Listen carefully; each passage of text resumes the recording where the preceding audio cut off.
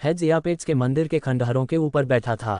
वह अपने हाथ को घूर रहा था, उसे मुट्ठी में बंद कर रहा था और खोल रहा था, अपने भीतर प्रवाहित हो रही नई शक्ति को महसूस कर रहा था। एपेट्स की शक्ति वह चीज थी जिसकी वह लंबे समय से लालसा करता रहा था। अमर को शहीद में बदलने की शक्ति, अनंत काल का अंत करने की शक्ति। हवा जोर से गरज रही थी, अपने साथ विनाश की गंध लिए हुए। वह दुनिया की धड़कन को बदलते हुए महसूस कर सकता था, सत्ता का संतुलन उनके पक्ष में झुक रहा था। उसने क्रियस की मृत्यु और कॉरस की पराजय को महसूस किया था, जिससे केवल हाइपीरियन ही अंतिम स्तंभ टाइटन बचा था जो अभी भी इस युद्ध में भाग ले सकता था। लेकिन हेड्स को पूरा यकीन था कि 3 साल पहले उससे मिले घाव इस समय भी उसे प्रभावित कर रहे हैं। अब क्रोनस तक पहुंचने से पहले केवल एटलस ही बचा है। अचानक एक गहरे बैंगनी रंग के कोहरे ने मंदिर को घेर लिया। हेड्स बस उसे घूरता रहा, वह भली भांति जानता था कि यह धुंध किसकी शक्ति से संबंधित है।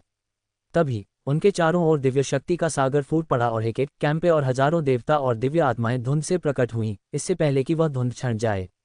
हेकेट सबसे पहले आगे बढ़ी, उनकी आंखें आदर और श्रद्धा से चमक रही थीं। हे भगवान हेड्स! कैंपे उसके बगल में चल रही थी, उसके लाल बाल जलती हुई आग की तरह लहरा रहे थे, उसका लगभग नंगा शरीर खून से लथपथ था। उसने अपनी उंगलियों से सुनहरे खून का एक धब्बा चाटा और क्रूरता से मुस्कुराए। देवता और दिव्य आत्माएं हेड्स के सामने घुटने टेक कर बैठ गए, उनकी आवाजें तबाह हुए युद्ध क्षेत्र में गूंज उठीं। हेड्स की जय हो, एपेट्स का वध करने वाले, पाताल लोक के स्वामी।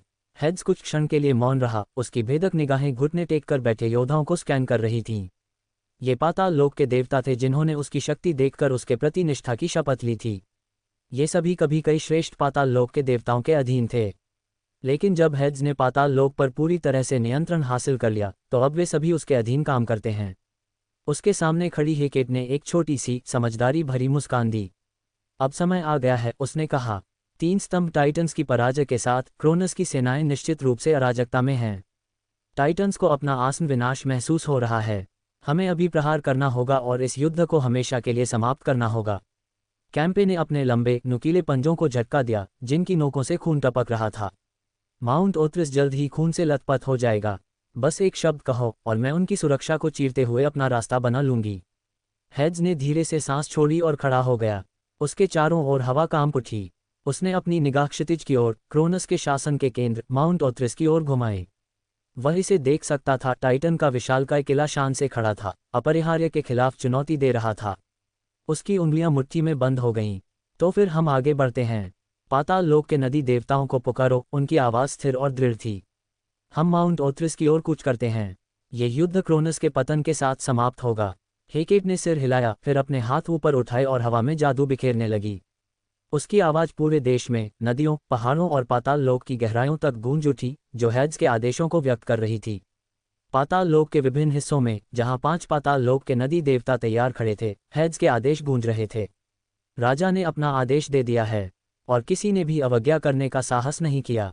तारांकन तारांकन तारांकन तारांकन। देवताओं के युद्ध के नगाड़ों की गूंज से पाताल लोक कांप उठा। ये नगाड़े धरती के विशाल विस्तार में गूंज उठे। टाइटन साम्राज्य, जिसका शासन कभी निर्विवाद था, अब अपने प्रभुत्व के अपरिहार्य अंत का सामना कर रहा था। हेड्स बोल चुका था और 5 पाताल लोक के नदी देवताओं ने इसका जवाब दिया है। उनमें से प्रत्येक, जिन नदियों पर वे शासन करते थे, उनसे बंधे हुए, ने उस पुकार को ऐसे सुना मानो स्वयं पाताल लोक ने सीधे उनकी आत्माओं में फुसफुसाया हो। यह महज एक युद्ध नहीं था, ये हिसाब किताब का समय था। अब समय आ गया था कि वे अपनी योग्यता साबित करें, पाताल लोक के सच्चे शासक के प्रति अपनी वफादारी प्रदर्शित करें। तारांकन तारांकन तारांकन तारांकन। एचेरॉन एक खंडहर हो चुके युद्ध क्षेत्र के किनारे खड़ा था, उसका कांस्य कवच काले पड़े रक्त से सना हुआ था। दर्द की नदी, उसका क्षेत्र, उसके पीछे बह रही थी, उसके शापित जल में उन लोगों की पीड़ा समाहित थी जो बिना सम्मान के मर गए थे। हेड्स के आदेश की आवाज़ सुनते ही एचेरॉन की सुनहरी आंखें प्रचंड दृढ़ संकल्प से सिकुड़ गईं। वह हमेशा से सर्वप्रथम एक योद्धा थे, पराक्रमी देवता। उनका क्षेत्र केवल पीड़ा का प्रतिनिधित्व नहीं करता था, बल्कि उसमें पीड़ा सहने की शक्ति समाहित थी। उसने अपने विशाल, दोधारी भाले पर अपनी मुट्ठी कस ली, फिर अपने अधीन हजारों दिव्य योद्धाओं की ओर मुड़ा, ऐसे प्राणी जो कष्टों में गड़े गए थे, फिर भी अडिग थे। समय आ गया है, एचेरॉन ने गहरी और दृढ़ आवाज में कहा। हमने खून बहाया है, हमने कष्ट सहे हैं, अब हम लड़ेंगे। उसके सैनिक दहाड़ रहे थे, लयबद्ध गड़गड़ाहट के साथ अपनी ढालें पटक रहे थे, उनके हथियार खून जैसे लाल आकाश के नीचे चमक रहे थे। एचेरॉन मुस्कुराया। हेड्स के भगवान के लिए, पाताल लोक के लिए। इतना कहकर वह मुड़ा और अपनी सेना को आगे ले गया। उनके मार्च के दौरान जमीन फट गई, नियति का भार उन पर भारी पड़ रहा था। तारानकन तारानकन तारानकन तारानकन। एचेरॉन से बहुत दूर, जहां हवाएं शापितों की पीड़ादायक चीखों को ले जाती थीं, कोकित्स एक विशाल जमी हुई बंजर भूमि पर खड़ा था। त्यागे गए लोगों की आत्माएं लक्ष्यहीन होकर भटकती रहीं, उनकी आवाजें शाश्वत शोक का एक समूह थीं। कोकित्स ने धीरे धीरे सांस छोड़ी, उसकी सांस हवा में पाले में बदल गई। हेड्स ने पुकारा है, उसने धीमी आवाज में कहा। उसकी आवाज शांत थी, लगभग उदास। और हम जवाब देंगे। एक अकेला सैनिक घुटनों के बल बैठकर पास आया। प्रभु कोकित्स, क्या हम आगे बढ़ें? कोकित्स ने अपनी भेदक बर्फीली नीली आंखों को अपने अनुयायियों पर घुमाया, जो अंधेरे स्टील में लिपटी आत्माएं थीं, जिनके शरीर शाश्वत बर्फ की परतों में ढके हुए थे। वे उसकी निगाहों से जरा भी नहीं हिचके।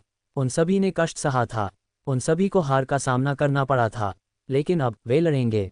उसने अपनी जमी हुई निराशा का भाला उठाया, जिसकी धार बर्फ से चटक रही थी। दर्द ने हमें पहले ही आकार दे दिया है, अब इसे टाइटन्स के अंत को आकार देने दो। उसके आदेश पर जमी हुई भूमि स्वयं फट गई, जिससे एक बर्फीली धुंध निकली जिसने उसकी पूरी सेना को निगल लिया।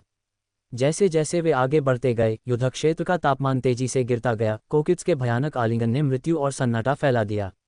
तारानकन तारानकन तारानकन तारानकन। काली पड़ चुकी युद्धभूमि पर फ्लेगेथॉन खड़ा था और चारों ओर ज्वालाओं का सागर उमड़ रहा था। उसकी उपस्थिति मात्र से असहनीय गर्मी निकल रही थी। उसकी नदी दिव्य अग्नि से धधक रही थी। यह उन लोगों के लिए दंड था जिन्होंने पाताल लोक के नियमों का उल्लंघन करने का साहस किया था। फ्लेगेथॉन ने क्रूरता से मुस्कुराते हुए कहा। वह इसे महसूस कर सकता था, सत्ता का परिवर्तन, युद्ध का बदलता रुख, टाइटन्स का अंत और ओलंपियनों का उदय। हमारे राजा का आदेश है, उसने दहाड़ते हुए कहा। उसकी आवाज दहाड़ती हुई आग की लपटों जैसी थी। और टाइटन जल उठेंगे। ज्वालाओं से लिपटे योद्धाओं और दिव्य आत्माओं से बनी उसकी सेना, जिनकी आत्माएं उसके पिघले हुए जल में गड़ी गई थीं, जय जयकार से गूंज उठी। उनके नीचे की जमीन लाल गर्म होकर चमक रही थी, मानो उनकी उपस्थिति मात्र से ही लावा में बदल रही हो। फ्लेगेथॉन ने अपनी विशाल जलती हुई तलवार को ऊपर उठाया और उसकी लपटों को आकाश की ओर फैलने दिया। मैं तलवार की धार हूँ, मैं शत्रुओं का नाश करने वाला प्रहार हूँ, मैं सेनाओं को परास्त करने वाला क्रोध हूँ। मेरे भाइयों, क्या तुम मेरे साथ लड़ोगे? झगड़ा करना, झगड़ा करना, झगड़ा करना। फ्लेगेथॉन मुस्कुराया। भाइयों, मैं तुम्हारा विश्वास महसूस कर सकता हूँ, लेकिन यह और भी मजबूत होना चाहिए। तुम ज्वाला के पुत्र हो, पाताल लोक के योद्धा हो। तुम स्वयं को पाताल लोक के राजा के रक्षक कहते हो। वह अब तुम्हें अपना क्रोध, अपनी घृणा और अपनी अग्नि देने के लिए बुला रहा है। उसने गहरी सांस ली। उसकी प्रशंसा करो। पाताल लोक के राजा, हेड्स की जय हो। पाताल लोक के राजा, हेड्स की जय हो। फ्लेगेथॉन की सेना एक अनियंत्रित जंगल की आग की तरह आगे बढ़ रही थी, अजय, लालची और हेड्स के प्रति अपनी वफादारी से प्रेरित। तारानकन तारानकन तारानकन। धुंध और सन्नाटे के एक क्षेत्र में लेथे ने देखा कि हेड्स का संदेश उसके जल में गूंज रहा है। अन्य लोगों के विपरीत, उसने न तो अपनी आवाज ऊंची की और न ही भव्य भाषणों से अपने योद्धाओं को आह्वान किया। उसे इसकी जरूरत नहीं थी। उसकी उपस्थिति ही एक आदेश थी। उसके अधीन हजारों दिव्य आत्माएं मौन थीं, उनके भाव भावहीन और अवर्णनीय थे। वे डर को बहुत पहले ही भुला चुके थे, झिझक को भुला चुके थे, कमजोरी को भुला चुके थे। अब वे बस ठंडे, भावनाहीन योद्धा थे जो अपने नेता के हर आदेश का पूर्णतया पालन करते थे। लेथे, जिसके चांदी जैसे बाल धुंध में लहरा रहे थे, ने अपना एक हाथ उठाया। उसके चारों ओर की हवा झिलमिला उठी, मानो वास्तविकता का ताना बाना ही बदल गया हो। हम चलते हैं, उसने फुसफुसाते हुए कहा। बिना एक भी आवाज के उसकी सेनाएं धुंध में गायब हो गईं, शांत, अदृश्य, फिर भी अपरिहार्य। तारानकन तारानकन तारानकन तारानकन। स्टिक्स नदी उसके राज्य की बिल्कुल सीमा पर स्थित थी, वह काली नदी जिस पर देवता भी अटूट शपथ लेते थे। उसने अपनी तलवार की मूठ को कसकर पकड़ लिया, जिसका ब्लेड शून्य की तरह काला था, जो उसके जल के सार से ही गढ़ा गया था। उसके योद्धा, जो सबसे अनुशासित और सबसे अडिग थे, सावधानी से खड़े थे। कोई जयकार नहीं हुई, किसी शब्द की आवश्यकता नहीं थी। वे पहले ही स्वयं को पाताल लोक के प्रति समर्पित कर चुके थे, और स्टिक्स नदी पर ली गई प्रतिज्ञा अटूट थी। उसने अपनी तलवार उठाई, पाताल लोक के स्वामी के लिए। स्टिक्स नदी के योद्धा आगे बढ़े, उनकी संरचना त्रुटिहीन थी, उनका उद्देश्य पूर्ण था। तारानकन तारानकन तारानकन तारानकन। विश्वभर में पांचों पाताल लोक के नदी देवता एक साथ गतिमान थे।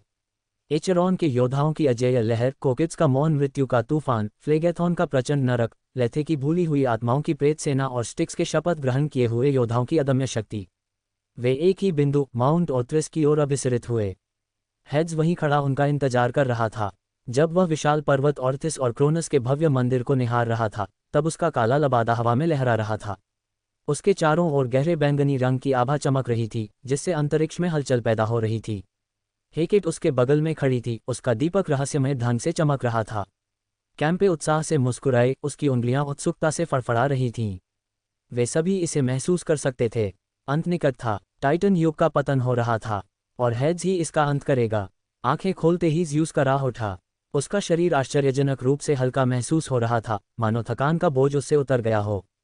उसने पलकें झपकाईं ताकि बादलों से छनकर आ रही सूरज की सुनहरी किरणों से उसका ध्यान समायोजित हो सके। धीरे धीरे वह उठ बैठा, तभी उसने देखा कि एक परिचित आकृति उसके बगल में घुटनों के बल बैठी है। डेमेटर, उसने अपने दोनों हंसिया पकड़े हुए थे, जिनके घुमावदार किनारे दिव्य ऊर्जा की हल्की सी झलक से चमक रहे थे। उसके हाथों के चारों ओर अभी भी उपचार की आभा व्याप्त थी, उसकी दिव्यता के अंतिम अंश हवा में विलीन हो रहे थे। तुम जाग गई हो, डेमेटर ने राहत की सांस ली। उसने अपने माथे से थोड़ा पसीना पोंछा, लेकिन उसके चेहरे पर शांति और संयम बना रहा। ज़्यूस ने अपनी उंगलियां हिलाईं और अपने कंधे घुमाए। उसे नई ऊर्जा का एहसास हुआ। ऐसा लगा जैसे वह अभी अभी किसी युद्ध में अपनी चरम सीमा तक नहीं पहुंचा था। क्या हुआ? उसने पूछा। पिछली लड़ाई के कारण उसकी आवाज़ अभी भी कर्कश थी। तुम बेहोश हो गए थे, उसने जवाब दिया। मुझे लगता है कि क्रियस को संभालना तुम्हारे लिए बहुत मुश्किल है और इससे गंभीर चोटें लग सकती हैं। ज़्यूस गुनगुनाया। सचमुच, उसने अपनी पूरी क्षमता का इस्तेमाल किया था और एस्ट्रायस द्वारा सिखाई गई शक्ति के कारण ही वह विजयी हो पाया था। स्थिति क्या है? डेमेटर खड़ी हुई, उसकी तीखी भूरी आंखें उससे मिलीं। हेड्स ने अपना कदम उठा लिया है।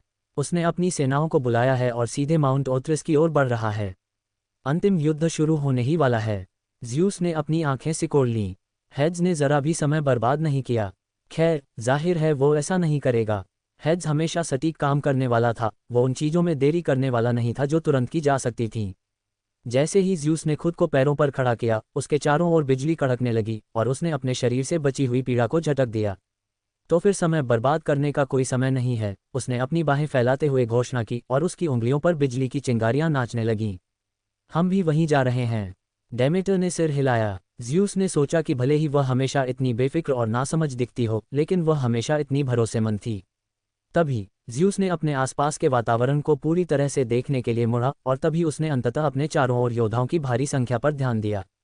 हजारों हजारों की संख्या में, न केवल उनकी अपनी देवी देवताओं और दिव्य आत्माओं की सेना, बल्कि डेमेटर की सेना भी। वातावरण शक्ति से भरा हुआ था, मानो दिव्य ऊर्जा का एक जीवंत तूफान अनलीश होने की प्रतीक्षा कर रहा हो। उनकी निगाहें उस पर टिकी हुई थीं, उसके आदेश की प्रतीक्षा में। ज़्यूस ने एक गहरी सांस ली। बस यही था, निर्णायक युद्ध से ठीक पहले का क्षण। ज़्यूस आगे बढ़ा और इकट्ठे हुए योद्धाओं पर नजर रखने के लिए एक बड़ी चट्टान के ऊपर खड़ा हो गया। ध्यान से सुनो, उसकी आवाज़ गरज की तरह गूंजी, जिससे सैनिकों के बीच की फुसफुसाहट शांत हो गई। हमने लड़ाई लड़ी है, हमने खून बहाया है, और इस युद्ध में हमने अपने कई भाइयों और बहनों को खो दिया है। टाइटन्स का मानना था कि वे हमेशा के लिए अपना शासन कायम रख सकते हैं, कि उनकी शक्ति निरंकुश है। उसकी आंखें जल रही थीं, वह वहां उपस्थित प्रत्येक देवता और दिव्य आत्मा के चेहरों को ध्यान से देख रहा था। लेकिन वे गलत थे। सेना में एक फुसफुसाहट फैल गई, जो हर सेकंड के साथ तेज होती गई। हमने उन्हें गलत साबित कर दिया। हर लड़ाई में हमने वो सब वापस ले लिया जो हमसे छीना गया था। हर हमले से हमने उन्हें दिखा दिया कि उनका समय खत्म हो गया है। उनकी आवाज़ तूफान के प्रकोप से भरी हुई, प्रचंड थी।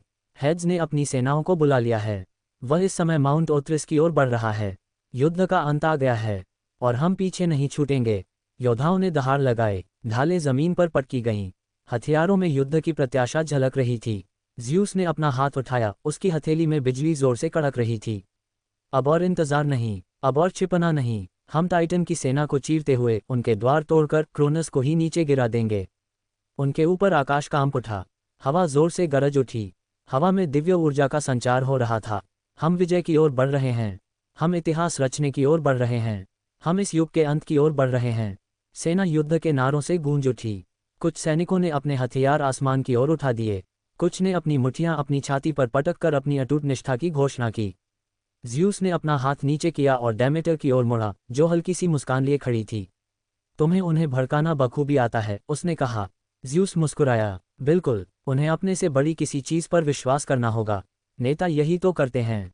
डेमेटर ने सिर हिलाया। तो फिर उनका नेतृत्व करो, भाई। ज़्यूस आगे बढ़ा, उसका शरीर दिव्य शक्ति से दमक रहा था। मेरे सैनिकों, आगे बढ़ो। और एक भयंकर तूफान की तरह वे आगे बढ़ते चले गए। तारांकन तारांकन तारांकन तारांकन। पोसीडॉन एक विशाल चट्टान पर बैठा था, उसका त्रिशूल उसके घुटनों पर टिका हुआ था। उसकी छाती भारीता से ऊपर नीचे हो रही थी। कॉरस के विरुद्ध भीषण युद्ध के बाद उसकी दैवीय शक्ति लगभग समाप्त हो चुकी थी। उसके चारों ओर का युद्ध क्षेत्र अब विचित्र रूप से शांत था। जमे हुए समुद्र के अवशेष और चकनाचूर धरती ही उनके संघर्ष के बचे हुए निशान थे। आकाश अभी भी विखंडित था, जो यहाँ पर प्रकट हुई अपार शक्ति का प्रमाण था। ठीक तभी पोसीडॉन की थकावट पल भर में गायब हो गई, क्योंकि उसे इसका एहसास हो गया था। दिव्य ऊर्जा का एक प्रवाह, एक अथक ज्वारीय लहर की तरह जो धरती पर कहर बरपा रही हो। पाताल लोक की सेनाएं सक्रिय हो चुकी थीं। हेड्स और उसकी सेनाएं माउंट ओथ्रिस की ओर बढ़ रही थीं। फिर एक और उपस्थिति। दूर से बिजली कड़कने की आवाज आई। आकाश गरज उठा। ज़्यूस हेड्स के पीछे पीछे माउंट ओथ्रिस की ओर बढ़ रहा था। पोसाइडन अपने भाई की शक्ति को महसूस कर सकता था, जो स्पष्ट और विशाल थी और एक अजेय तूफान की तरह आगे बढ़ रही थी। डेमेटर का सार भी वहां मौजूद था, झरने की तरह स्थिर अटूट संकल्प के साथ उनकी सेनाओं का मार्गदर्शन कर रहा था। पोसीडॉन ने गहरी सांस छोड़ी और अपने त्रिशूल को कसकर पकड़ते हुए खुद को पैरों पर खड़ा किया। उसके सैनिक, उसके अधीन देवता और दिव्य आत्माएं पहले से ही उसके चारों ओर एकत्रित थे। कुछ घायल थे, कुछ थके हुए थे, लेकिन उनकी आंखों में दृढ़ संकल्प की ज्वाला थी। वे उसके आदेश की प्रतीक्षा कर रहे थे। उसके होंठों पर एक हल्की मुस्कान आ गई और उसने अपने कंधे हिलाए। लगता है मेरे उन भाइयों ने मेरा इंतजार नहीं किया, है ना? वह हंसा, हालांकि उसकी आवाज में थोड़ी झुंझलाहट थी। आम बात है, शायद उन्हें लगता है कि वे मेरे बिना ही जीत सकते हैं। उसके आसपास खड़े सैनिकों ने सिर हिलाते हुए मुस्कुराया। हे भगवान पोसीडॉन, आपके क्या आदेश हैं? उनमें से एक ने आगे बढ़ते हुए पूछा। पोसीडॉन की मुस्कान और चौड़ी हो गई। क्या ये स्पष्ट नहीं है? उसने अपना त्रिशूल जमीन में गाड़ दिया, जिससे उनके नीचे की धरती कांप उठी। हम माउंट ओथ्रिस जा रहे हैं। अगर मेरे भाई क्रोनस को हराने वाले हैं तो मैं किसी भी कीमत पर पीछे नहीं छूटूंगा। योद्धाओं ने खुशी से जयकारे लगाए। क्रोनस का सिर काट दो, टाइटन को गिरने दो। तभी एक शक्तिशाली आभा निकट आने लगी। क्षितिज से देवताओं और दिव्य आत्माओं की एक सेना प्रकट हुई, जो अनुशासित सटीकता के साथ आगे बढ़ रही थी। उनके झंडे हवा में लहरा रहे थे, उनकी दिव्य शक्ति पूर्ण सामंजस्य में स्पंदित हो रही थी। उनके अग्रभाग में एक अकेली आकृति खड़ी थी, जिसकी उपस्थिति राजसी और प्रभावशाली थी। हेरा, उसके लंबे लहराते बाल चांदी की नदी की तरह उसके पीछे बह रहे थे और उसकी भेदक आंखें तलवार की तरह तेज थीं। उसका दिव्य दर्पण, स्वयं साइक्लोप्स द्वारा निर्मित दिव्य हथियार, उसके चारों ओर तैर रहा था। पोसीडॉन पूरी तरह से उसकी ओर मुड़ा, आंखें सिकोड़ते हुए बोला, हेरा। उसने शांत, विचारशील निगाहों से उसे देखा। पोसाइडन। उनके बीच का वातावरण अनकहे शब्दों से भरा हुआ था, लेकिन भाषणों की कोई आवश्यकता नहीं थी, घोषणाओं की कोई आवश्यकता नहीं है। वे दोनों जानते थे कि वे यहाँ क्यों आए हैं। पोसीडॉन ने उसके हथियार पर एक नज़र डाली और देखा कि दर्पण हल्की रोशनी से जगमगा रहा था, जिसमें कुछ ऐसा प्रतिबिंबित हो रहा था जिसे वह भी समझ नहीं पा रहा था। लगता है हम अपनी सारी सेना क्रोनस के पास ले जा रहे हैं। हेरा ने बस सिर हिलाया। हेस्टिया को छोड़कर, जो माँ के साथ पाताल लोक में रह गई, हम सब यहाँ हैं। अब और इंतजार करने का कोई मतलब नहीं है। टाइटन्स का पतन होना ही चाहिए। पोसीडॉन ने अपने त्रिशूल को घुमाते हुए हंसते हुए कहा, स्वाभाविक रूप से। चलो सुनिश्चित करते हैं कि हम उन्हें पूरी तरह से नष्ट कर दें और उन्हें हमारे सामने घुटने टेकने पर मजबूर कर दें। हेरा ने कुछ नहीं कहा, लेकिन उसकी आंखों में कुछ खतरनाक झलक दिखाई दी। पोसीडॉन कांप उठा, क्योंकि वह भली भांति जानता था कि यह स्त्री कितनी खतरनाक है। वह शायद उसके जितनी शक्तिशाली न हो, लेकिन अगर उसने उसे नाराज कर दिया तो उसे निश्चित रूप से भारी नुकसान उठाना पड़ेगा। और फिर, बिना कुछ कहे, वे आगे बढ़ गए। अगल बगल देवताओं और दिव्य आत्माओं की असंख्य सेनाएं गर्जना करते हुए आगे बढ़ीं, उनके पदचिह्नों से आकाश कांप उठा। टाइटनों का पतन निकट है। तारानकन तारानकन तारानकन तारानकन। टाइटन के साम्राज्य के केंद्र में स्थित माउंट ओथ्रिस के तलहटी में पर्वत की चोटी तक जाने वाली प्राचीन, विशाल सीढ़ियों में से एक पर एक अकेला व्यक्ति बैठा था। एटलस। उसका विशाल शरीर सोने और काले पत्थर के कवच से ढका हुआ था, जिसकी प्रत्येक प्लेट पर नक्षत्रों की नक्काशी की गई थी, जो ब्रह्मांड की तरह ही गतिशील और चमकदार थे। उनके चेहरे के भावों को समझना असंभव था, उनकी अभिव्यक्ति गंभीर चिंतन में डूबी हुई थी। उसके दाहिने हाथ में पेलेस्गियन ओमेन नामक एक विशालकाय गदा, उसके नीचे दरार पड़े पत्थर में गहराई से धंसी हुई थी। हथियार शक्ति से स्पंदित हो रहा था, जिससे उसके आसपास की हवा ही विकृत हो रही थी। गुरुत्वाकर्षण डगमगा रहा था, अंतरिक्ष मुड़ रहा था, मानो एटलस की उपस्थिति ही वास्तविकता को कुचलने की धमकी दे रही हो। और उसके पीछे एक ऐसी ताकत थी जो पहले कभी नहीं देखी गई थी। हजारों देवता और दिव्य आत्माएं पूर्णतया पंक्तिबद्ध होकर खड़ी थीं। उनके सुनहरे कवच मंद प्रकाश में चमक रहे थे, प्रत्येक सैनिक टाइटन्स के प्रतीक चिन्ह से सुशोभित था। उनके भाले ऊपर उठे हुए थे, ढालें आपस में जुड़ी हुई थीं, उनकी उपस्थिति मात्र से ही आकाश कँपकँपा उठता था।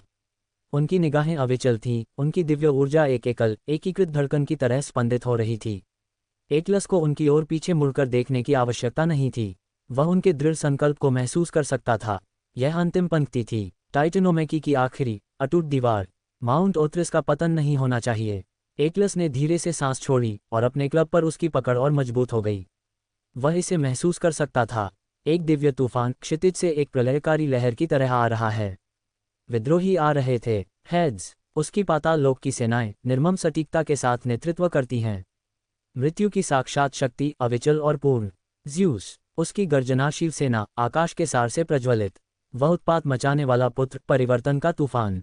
पोसीडॉन, उसकी समुद्री सेनाएं अटूट ज्वार की तरह आगे बढ़ती हुई, अपने साथ गहरे समुद्र का भार लिए हुए। और अब हेरा, डेमेटर और अनगिनत अन्य, वे सभी यहाँ की ओर बढ़ रहे हैं। सभी का एक ही इरादा है, वर्तमान व्यवस्था को समाप्त करना। एटलस ने आह भरी, तो ये रहे वे। वह धीरे धीरे अपने पैरों पर खड़ा हुआ, उसके भार से पहाड़ भी कांप उठा। उसके कवच से दिव्य शक्ति की चटकने की आवाज आई और उसकी उपस्थिति मात्र से ही हवा में एक जबरदस्त दबाव महसूस हुआ। उनके सेनापतियों में से एक, काले लोहे के कवच में लिपटा हुआ, अपने कंधे पर भाला टिकाए हुए आगे बढ़ा। हे भगवान एटलस, क्या हम युद्ध की तैयारी करें? एटलस ने तुरंत जवाब नहीं दिया। उसने अपनी निगाहें बादलों से घिरे क्षितिज की ओर घुमाईं। सुदूर क्षेत्र में देवताओं की एक दीवार आगे बढ़ी, उनके झंडे ऊंचे थे, उनकी शक्ति निर्विवाद थी। एटलस ने धीरे से अपनी गदा उठाई और उसे अपने कंधे पर टिका लिया। डटे रहो, उसने आदेश दिया। उसकी आवाज़ दुनिया की तरह गहरी और अटल थी। उन्हें आने दो, उन्हें चट्टानों से टकराती लहरों की तरह हम पर टूट पड़ने दो। उसकी आंखों में दृढ़ संकल्प की आग जल रही थी। और तब उसने अपनी पकड़ और मजबूत कर ली। हम उन्हें तोड़ देंगे। हजारों की संख्या में दिव्य योद्धाओं, देवताओं, दिव्य आत्माओं और दिव्य प्राणियों की एक सेना माउंट ओथ्रिस की विशाल सीढ़ियों के सामने एकत्रित खड़ी थी। उनकी संयुक्त दिव्यता युद्ध क्षेत्र में एक उठती लहर की तरह फैल गई। उनकी उपस्थिति की अपार शक्ति से हवा भी कांप उठी। उनके सबसे आगे सबसे शक्तिशाली व्यक्ति खड़ा था। हेड्स, पाताल लोक का स्वामी। ज़ियोस, गर्जन का देवता। पोसीडॉन, समुद्रों के देवता। विवाह की देवी हेरा, फसल की देवी डेमेटर। और उनके पीछे उनकी सेनाएं थीं। उनके झंडे ऊंचे लहरा रहे थे, उनके हथियार दिव्य शक्ति से चमक रहे थे। सीढ़ियों के शीर्ष पर मौन चुनौती के साथ प्रतीक्षा कर रहा था एटलस। धीरज का देवता अपनी विशालकाय गदा को जमीन पर टिकाए स्थिर बैठा रहा। उसकी आंखों में शांत तीव्रता की चमक थी, जैसे वह नीचे आती हुई सेना को देख रहा हो। उसका कवच अथाह शक्ति का प्रदर्शन कर रहा था। अपने सामने मौजूद भारी संख्या के बावजूद वह अविचलित रहे। एटलस के दोनों ओर अदानस और लेलांटोस खड़े थे, दो दुर्जेय टाइटन, जिनकी शक्ति केवल 4 स्तंभ टाइटन्स के बाद दूसरे स्थान पर थी। अदनस, अदम्य शक्ति का दानव, जिसकी उपस्थिति मात्र से ही धरती कांप उठती थी। उसकी भुजाएं छाती पर बंधी हुई थीं और उसका लाल कवच अनगिनत युद्धों के निशानों से अंकित था। लेलांटोस, जो गुप्तता और अदृश्य पवन का टाइटन था, अपने विशाल धनुष को अपने कंधे पर टिकाए खड़ा था। उसका रूप मृगतृष्णा की तरह क्षणभंगुर था। उसकी शक्ति ने उसे लगभग अदृश्य बना दिया था। उसकी ठंडी निगाहें शांत गणना के साथ पास आते देवताओं पर टिकी हुई थीं। दोनों दिग्गज आने वाले खतरे के भार को महसूस कर सकते थे, लेकिन किसी ने कुछ नहीं कहा। और इसी क्षण हेड्स ने एक कदम आगे बढ़ाया। उस एक ही झटके से दुनिया में दरार पड़ गई। युद्ध क्षेत्र में एक भीषण भूकंपीय लहर फैल गई, जिससे उसके नीचे की जमीन धंस गई और हवा में कंपन होने लगा। ऊपर का आकाश गहरा काला पड़ गया, मानो वास्तविकता स्वयं उस क्षण के भार को सहन करने के लिए संघर्ष कर रही हो। एटलस धीरे धीरे खड़ा हुआ और अपनी गदा को कंधे पर उठा लिया। उसके चेहरे पर कोई भाव नहीं बदला, लेकिन उसकी सुनहरी आभा में चमक आ गई और वह हेड्स की काली ऊर्जा से टकरा गई। आकाश फट गया, पहाड़ ढह गए। दोनों शक्तियों के टकराव से धरती चीख उठी। ऐसा लग रहा था मानो स्वयं ब्रह्मांड ही उनके अस्तित्व के विरुद्ध विद्रोह कर रहा हो। अदानस ने दांत पीस लिए। उसके लिए भी दबाव बहुत अधिक था। लेलांटोस ने अपनी मुट्ठी भींच ली, उसका शरीर कांप रहा था। वह मुश्किल से ही अपनी जगह पर टिका हुआ था। कुछ क्षण बाद दोनों दिग्गज आगे बढ़े। उनकी संयुक्त ऊर्जा ने एटलस की आभा को मजबूत किया, ताकि हेड्स की उपस्थिति मात्र का प्रतिकार किया जा सके। कुछ क्षणों के लिए युद्ध क्षेत्र विस्मृति के कगार पर आ गया था। वे एक दूसरे को घूरते रहे, उनकी आंखें शब्दों से कहीं अधिक बातें बयां कर रही थीं। अंततः मानो किसी बात को समझकर उन्होंने अपनी शक्ति वापस ले ली। दुनिया में स्थिरता आ गई। आसमान में दरारें तो थीं, लेकिन विनाश का तत्काल खतरा टल गया था। एटलस ने अपने कंधों को हिलाया, मानो वह हेड्स की शक्ति के बोझ को झटक रहा हो। उसकी निगाहें पाताल लोक के स्वामी पर टिक गईं।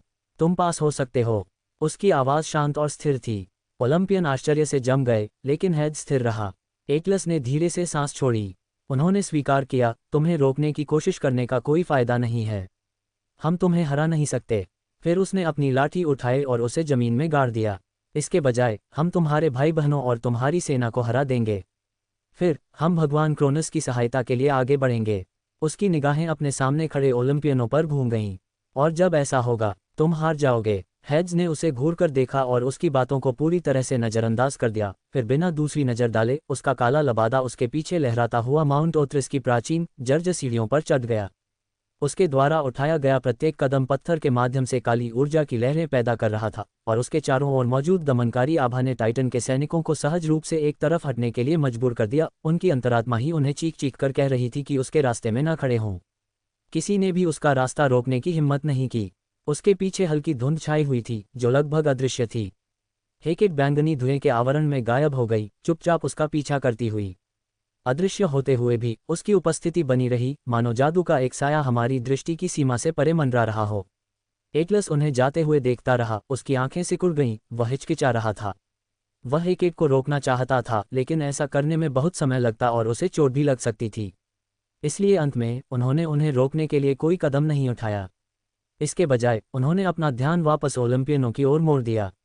जैसे ही उसने अपना विशालकाय गदा आगे की ओर किया, उसकी सुनहरी आभा उमड़ पड़ी और उसके चारों ओर की हवा में एक घुमावदार आकृति बन गई। तुम एक कदम भी आगे नहीं बढ़ाओगे। फिर एक संकेत के रूप में वह दहाड़ा, विद्रोहियों का नाश हो, क्रोनस की जय हो, विद्रोहियों का नाश हो, क्रोनस की जय हो। जैसे ही उसके शब्द गूंजे, टाइटन की सेना दहाड़ उठी। हजारों देवता और दिव्य आत्माएं विनाश के हिमस्खलन की तरह आगे बढ़ गईं। उनके हथियार दिव्य ऊर्जा से प्रज्वलित थे, उनके कवच फटे हुए आकाश के नीचे चमक रहे थे।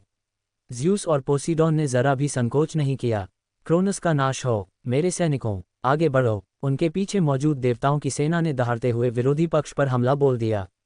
ज़्यूस ने अपना हाथ आगे बढ़ाया और आकाश फट गया। उसकी इच्छा के फलस्वरूप गरज उठी और टाइटन की सेना पर बिजली के विशाल बड़े झटके बरसने लगे। पोसीडॉन ने अपना पैर पटका और जमीन फट गई। दरारें नसों की तरह फैल गईं और उनसे समुद्र का पानी उफान पर आ गया, मानो शून्य से एक पूरा महासागर प्रकट हो गया हो और एक दिव्य सुनामी की ताकत से दुश्मन की सेना पर टूट पड़ा। वहां अफरा तफरी मची हुई थी। दो विशाल सेनाओं के बीच टकराव हुआ और धरती भी उनके नीचे कांप उठी। मोर्चे के बीच खड़ी कैंपे ने अपना सिर पीछे की ओर झुकाया और हंस पड़ी। मैंने इसी का इंतजार किया है। वह दहाड़ी, उसके लाल बाल दिव्यता के तूफान में लहरा रहे थे। मैं तुम सबको राख में बदल दूंगी। अगले ही पल उसका शरीर मुड़ने लगा, उसके अंग खींचने लगे, हड्डियां चटकने लगीं और वह अपने असली रूप में बदल गई। पिघली हुई आग की तरह चमकती हुई खालों वाली एक विशालकाय लाल अजगर अचानक प्रकट हुई। उसके पंख, जो नीचे के युद्ध क्षेत्र को ढकने के लिए काफी विशाल थे, एक ही झटके में खुल गए और अपनी पूंछ के एक ही झटके से उसने दर्जनों टाइटन सैनिकों को हवा में उड़ा दिया। एक कर्कश दहाड़ के साथ उसने सांस छोड़ी और आग के एक तूफान ने पूरे युद्ध क्षेत्र को निगल लिया। इसी अफरा तफरी के बीच अहम लड़ाइयां शुरू हुईं। अदम्य शक्ति के टाइटन एडानस डेमेटर के पास आते ही मुड़ गए। उनकी दोनों हंसियां दिव्य प्रकाश से चमक रही थीं। उनके पैरों तले जमीन फट गई, उनकी शक्ति के बल से युद्ध क्षेत्र ही विकृत हो गया। अदृश्य पवन के टाइटन लेलेंटोस स्थिर रहे। जैसे ही हेरा आगे बढ़ी, उनका दिव्य दर्पण उनके चारों ओर कक्षा में तैरता रहा। वे एक दूसरे को क्षण भर के लिए निहारते रहे, मानो उनकी दिव्यताएं आपस में टकरा रही हों। लेलांटोस का रूप वास्तविकता और भ्रम के बीच बदलता रहा, लेकिन हेरा हमेशा की तरह शांत रहीं। तुम मुझसे छिप नहीं पाओगे, उसने घोषणा की, जैसे ही उसका दर्पण चमक उठा, जिससे उसकी हर संभव हरकत स्पष्ट हो गई। इसी बीच 5 पाताल लोक के नदी देवता अपनी अपनी विशिष्ट सेनाओं का नेतृत्व करते हुए क्रोनस के मंदिर की ओर आगे बढ़े। वे यहाँ लड़कर समय बर्बाद नहीं करना चाहते, उन्हें जल्द से जल्द अपने राजा की सहायता करनी होगी। मृतकों की सेनाएं उमड़ पड़ीं, उनकी युद्ध गर्जनाएं शापितों के समूह की तरह गूंज रही थीं। जैसे ही उनके चारों ओर युद्ध क्षेत्र जलने लगा, एटलस ने ज़्यूस और पोसीडॉन की ओर मुड़कर उनका सामना किया। दोनों ओलंपियन उसके सामने खड़े थे, उनके हथियार दिव्य शक्ति से गरज रहे थे। एटलस ने धीरे से सांस छोड़ी और अपने विशाल गदा को हिलाया। उसका शरीर शक्ति से भरपूर था, इतना कि ज़्यूस और पोसीडॉन को भी संदेह था कि क्या वे अकेले इस लड़ाई को जीत सकते हैं। मुझे उम्मीद है कि तुम दोनों तैयार हो, उसने गरजती हुई गड़गड़ाहट जैसी आवाज में कहा, क्योंकि तुम इस युद्ध क्षेत्र से जिंदा नहीं निकल पाओगे। ज़्यूस ने अपनी चिंताओं को छुपाया और बस मुस्कुरा दिया। देखते हैं क्या होता है। पोसीडॉन ने अपना त्रिशूल घुमाया, उसके चारों ओर की हवा शक्ति से भर उठी। देखते हैं पहले कौन टूटता है। तथापि इससे पहले कि ज़्यूस और पोसीडॉन आगे बढ़ पाते, उनके और एटलस के बीच आग की एक विशाल दीवार खड़ी हो गई। आग की लपटें भयंकर रूप से भड़क उठीं, उनकी लपटें किसी जीवित प्राणी की तरह मुड़ती और चटकती रहीं, जिससे युद्ध क्षेत्र में एक रहस्यमय सुनहरी चमक फैल गई। आग की लपटों के केंद्र से दो आकृतियां उभरीं। प्रोमेथियस सबसे पहले आगे बढ़ा, उसके होठों पर हमेशा की तरह एक धूर्त मुस्कान थी। उसकी आंखों में शरारत भरी चमक थी, जो स्थिति की गंभीरता के बिल्कुल विपरीत थी। उसके बगल में उसका भाई एपिमेथियस चुपचाप खड़ा था, उसकी निगाहें अधिक संकोची थीं, लेकिन उसका रुख अडिग था। ज़्यूस और पोसीडॉन अपनी जगह पर रुक गए और उनकी ओर मुड़ गए। प्रोमेथियस ने बनावटी झुंझलाहट दिखाते हुए अपनी बाहें फैलाईं। वाह, क्या बात है! तुम दोनों को देखो, युद्ध के लिए कितने जोश में हो। कम से कम मुझे भी थोड़ा मज़ा करने का मौका तो दोगे। पोसीडॉन ने गुस्से से कहा, प्रोमेथियस, ये तुम्हारे मजाक का समय नहीं है। प्रोमेथियस बेफिक्र होकर हंस पड़ा। मेरे चुटकुलों का समय तो हमेशा से ही रहा है, यही तो मुझे मैं बनाता है। ज़्यूस ने अपनी आंखें सिकुड़ीं। तो फिर तुम यहाँ क्यों हो? जाओ, अपने मजाक कहीं और करो, धूर्त मछली। प्रोमेथियस की मुस्कान और चौड़ी हो गई। उसने एटलस की ओर अंगूठा करके इशारा किया, मैं उस बड़े आदमी को संभाल लूंगा। तुम दोनों आगे बढ़ो, तुम्हारे पास और भी ज़रूरी काम है, यानी हमारे प्यारे बूढ़े राजा। पोसीडॉन एक पल के लिए झिझका, एटलस की ओर देखते हुए, जिसकी सुनहरी आंखें प्रोमेथियस पर टिकी हुई थीं। लेकिन ज़्यूस ने बिना किसी झिझक के बस सिर हिला दिया। समझ गया, मरना मत। प्रोमेथियस ने व्यंग्यपूर्ण भाव से भावुक होकर अपना हाथ अपने हृदय पर रखा। अरे देखो तो सही, तुम मेरे बारे में कितने चिंतित हो। ज़्यूस और पोसीडॉन ने जरा भी समय बर्बाद नहीं किया। एक पल में ही वे तेजी से आगे बढ़े, जलती हुई दीवार को पार करते हुए क्रोनस की सीढ़ियों पर चढ़ते चले गए। उनके जाते ही प्रोमेथियस ने अपना पूरा ध्यान एटलस पर केंद्रित कर दिया। तो उसने एड़ियों पर पीछे की ओर झुकते हुए अभिवादन किया। काफी समय हो गया है ना प्यारे भाई? एटलस अपनी जगह पर बैठा रहा, उसका विशालकाय गदा अभी भी उसके बगल में जमीन में गड़ा हुआ था। उसकी निगाहें जरा भी नहीं हटीं। प्रोमेथियस, उसकी आवाज़ गहरी, स्थिर थी, मानो कोई पर्वत बोल रहा हो। तू गद्दार है। उनके चारों ओर की आग की लपटें शांत हो गईं, लेकिन वातावरण में तनाव अभी भी व्याप्त था। मैं तुम्हें कुछ मौका दूंगा, चले जाओ, वरना मुझे तुम्हें खत्म करने के लिए मजबूर होना पड़ेगा, एटलस ने कहा। प्रोमेथियस हंसा, ओह, और इसे छोड़ दोगे? चलो एटलस, मैं तुम्हें प्राकृतिक व्यवस्था में दखलंदाजी करने नहीं दे सकता। तुम जानते हो कि मैं इसके बारे में क्या सोचता हूँ। एटलस ने नाक से सांस छोड़ी। प्राकृतिक व्यवस्था? उसकी उंगलियां अपने डंडे पर कस गईं। तुम सबसे बेहतर जानते हो कि कोई प्राकृतिक व्यवस्था नहीं होती, केवल शक्ति होती है। प्रोमेथियस ने कंधे उचकाते हुए कहा, बिल्कुल सही, और अभी तो ओलंपियन ही सत्ता में हैं, इसलिए मैं यहाँ हूँ, संतुलन बनाए रखने के लिए। एटलस की आंखें सिकुड़ गईं। तुम मुझे हरा नहीं सकते, प्रोमेथियस ने बनावटी ढंग से झुककर कहा। ओह, यकीन मानिए, मुझे पता है। तो फिर मेरे सामने क्यों आए हो? उसके पैरों तले जमीन कांप उठी, उसकी विशालकाय आकृति ने प्रोमेथियस पर एक गहरा साया डाल दिया। क्या तुम मेरा मजाक उड़ा रहे हो? प्रोमेथियस मुस्कुराया और अपने कंधे हिलाते हुए बोला, बिल्कुल नहीं मेरे भाई। बात सिर्फ इतनी है कि मुझे तुम्हें हराना नहीं है। एपिमेथियस, जो अब तक चुप था, आखिरकार बोला, हमें बस आपको व्यस्त रखना है। एटलस ने अपना सिर झुकाया, फिर धीमी, मनोरंजक सी आवाज निकाली, मुझे व्यस्त रखोगे? क्या तुम दोनों इसके लिए योग्य हो? उसने गरजते हुए कहा। प्रोमेथियस ने अपनी उंगलियां चटकाईं। चलो देखते हैं, क्यों ना हम ऐसा करें। एटलस हंसा, फिर उसने सिर हिलाया। तो चलिए पता लगाते हैं। तुम गद्दार भाई। एटलस ने अपनी विशालकाय गदा को मजबूती से पकड़ा और उसे भयानक बल के साथ घुमाया। हथियार हवा को चीरता हुआ प्रोमेथियस और एपिमेथियस पर जल्लाद की तलवार की तरह टूट पड़ा, जिससे हवा चीख उठी। उनके नीचे की जमीन फट गई और टूटकर बिखर गई। उनके हमले के भारी वजन से युद्ध क्षेत्र में झटके की लहरें दौड़ गईं। प्रोमेथियस बड़ी मुश्किल से बच पाया और एक तरफ लुढ़क गया, क्योंकि गदा ने उन पत्थर की सीढ़ियों को चकनाचूर कर दिया जहां वह कुछ क्षण पहले खड़ा था। धूल और मलबा हवा में उड़ गया, लेकिन संभलने का समय नहीं था। एटलस पहले ही आगे बढ़ रहा था। अपने भाई की तुलना में धीमे होने के कारण एपिमेथियस उतना भाग्यशाली नहीं था। टक्कर के कारण वह पीछे की ओर उड़ता हुआ एक प्राचीन मंदिर के खंडहरों में जा गिरा। उसके सीने पर एक गहरा घाव था, जिससे दिव्य मवाद रिस रहा था। उसने दांत पीसकर खुद को ऊपर उठाया, लेकिन उस एक ही वार से उसका पूरा शरीर दर्द से कराह रहा था। धिक्कार है, एपिमेथियस खांसते हुए बोला, ये तो हास्यास्पद है। एक और विनाशकारी हमले से बचते हुए प्रोमेथियस ने हौंकते हुए हल्की हंसी हंसी। मैंने तुम्हें चेतावनी दी थी भाई, एटलस बहुत शक्तिशाली है। नहीं, तुमने ऐसा नहीं किया। एपिमेथियस गुर्राया और लड़खड़ाते हुए प्रोमेथियस के पास वापस आ गया। तुमने मुझे इसमें घसीट लिया। तुमने कहा था कि हम उसे व्यस्त रख सकते हैं। झूठे, मुझे तुम्हारी बात पर विश्वास नहीं करना चाहिए था। एकलस तेजी से आगे बढ़ा, अपने कद के हिसाब से उसकी चालें आश्चर्यजनक रूप से तेज थीं। उसके हर कदम से उसके नीचे की धरती में दरार पड़ रही थी, जिससे ऐसे झटके आ रहे थे जो आसपास की इमारतों को गिराने की धमकी दे रहे थे। तुम दोनों तो बस कीड़े मकोड़े हो, उसने गरजते हुए कहा। उसकी आवाज़ उन पहाड़ों की तरह भारी थी जिन्हें वह अभी तक लिखी न गई कहानियों में ढोता था। मुझे तुमसे और उम्मीद थी प्रोमेथियस। तुम हमेशा खुद को चतुर समझते थे। प्रोमेथियस ने मुस्कुराते हुए अपने माथे से धूल पोंछी। ओह, मैं कितना चतुर हूँ, इसीलिए तो मैं अभी तक जीवित हूँ। एकलस ने फिर से प्रहार किया और गदा इतनी ताकत से नीचे गिरी कि माउंट ओथ्रिस की ओर जाने वाली पूरी सीढ़ी चकनाचूर हो गई।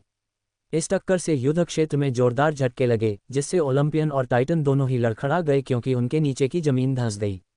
प्रोमेथियस और एपिमेथियस विपरीत दिशाओं में कूद गए और बाल बाल मौत से बच गए। लेकिन एकलस निर्दयी था। वह अंधाधुंध वार करने वाला कोई निर्मम दरिंदा नहीं था, बल्कि वह सटीक और सुनियोजित था। उसका हर वार उन्हें ठीक उसी जगह जाने के लिए मजबूर करता था जहां वह चाहता था, धीरे धीरे उन्हें घेर लेता था। एपिमेथियस हौंकते हुए अपने माथे से पसीना और खून पोंछते हुए बोला, प्रोमेथियस, मुझे बताओ, तुम्हारे पास कोई योजना है? प्रोमेथियस मुस्कुराया। बेशक मैं करता हूँ। एपिमेथियस ने अपनी आंखें सिकोड़ लीं। क्या ये वास्तव में कोई योजना है, या तुम बस हमारी मृत्यु तक समय बिता रहे हो?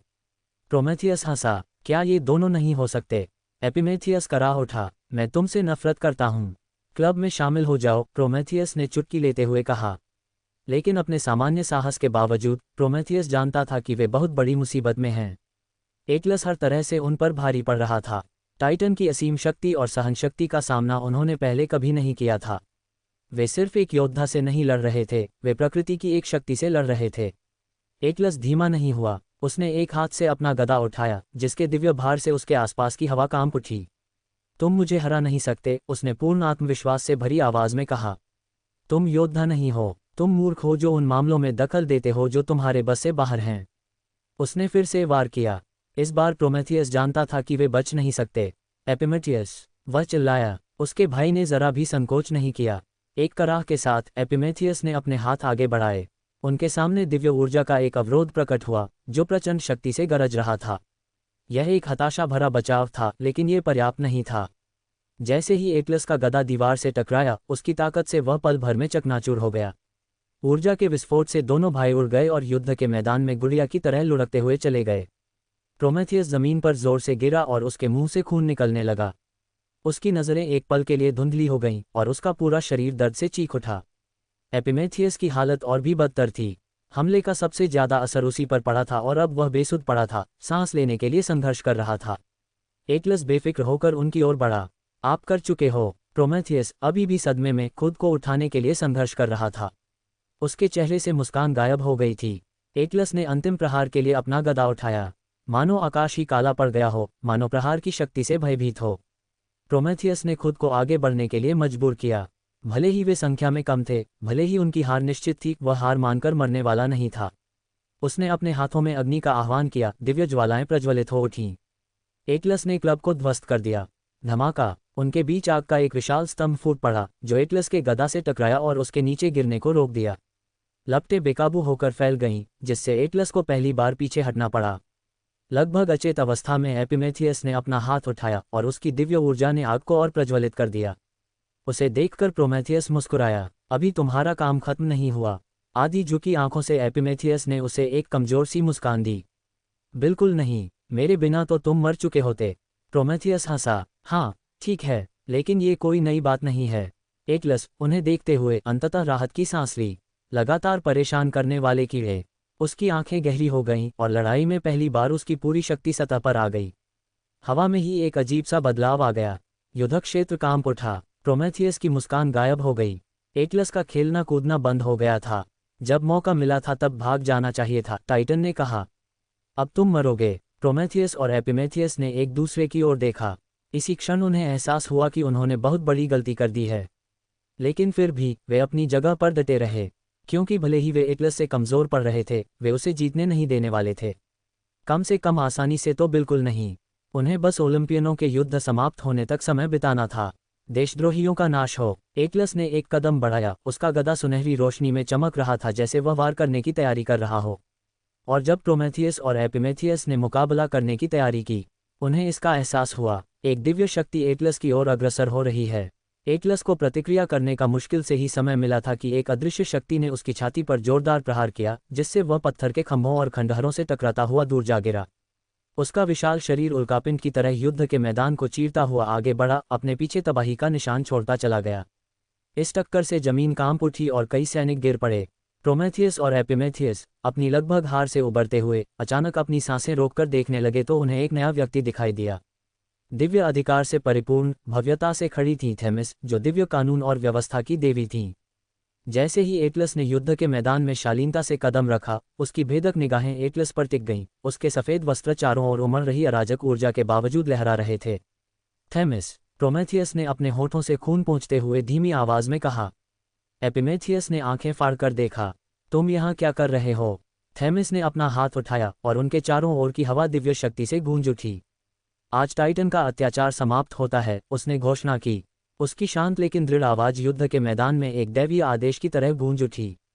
प्रोमेथियस मुस्कुराया, उसकी आंखों में दिव्य प्रकाश की चमक थी। बिल्कुल सही समय पर, ध्यान मत भटकाओ, एटलस ऐसी किसी चीज से नहीं गिरेगा, थेमिस ने कहा। और उनकी बात को सच साबित करते हुए एटलस मलबे से बाहर निकल आया।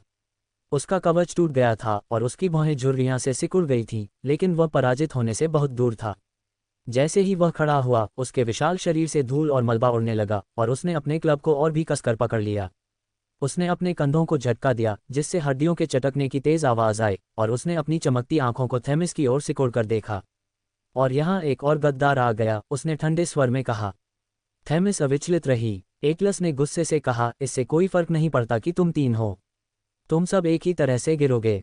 एक जोरदार दहाड़ के साथ वह एक बार फिर आगे बढ़ा। प्रोमेथियस ने सबसे पहले प्रतिक्रिया दी। उसने दोनों हाथ ऊपर उठाए और उसकी हथेलियों से आग की एक विशाल लहर फूट पड़ी। आग की लपटें एटलस की ओर तेजी से बढ़ रही थीं, लेकिन टाइटन ने अमानवीय गति से अपना गदा घुमाया और लपटों को ऐसे बिखेर दिया जैसे धुएं को हटा रहा हो। अभी भी स्वास्थ्य लाभ कर रहे एपिमेथियस ने अपनी मुट्ठियों में दिव्य ऊर्जा एकत्रित की और थेमिस के साथ आगे बढ़े। दोनों ने एटलस को विपरीत दिशाओं से घेर लिया, जिससे एटलस को अपना ध्यान बांटने के लिए मजबूर होना पड़ा।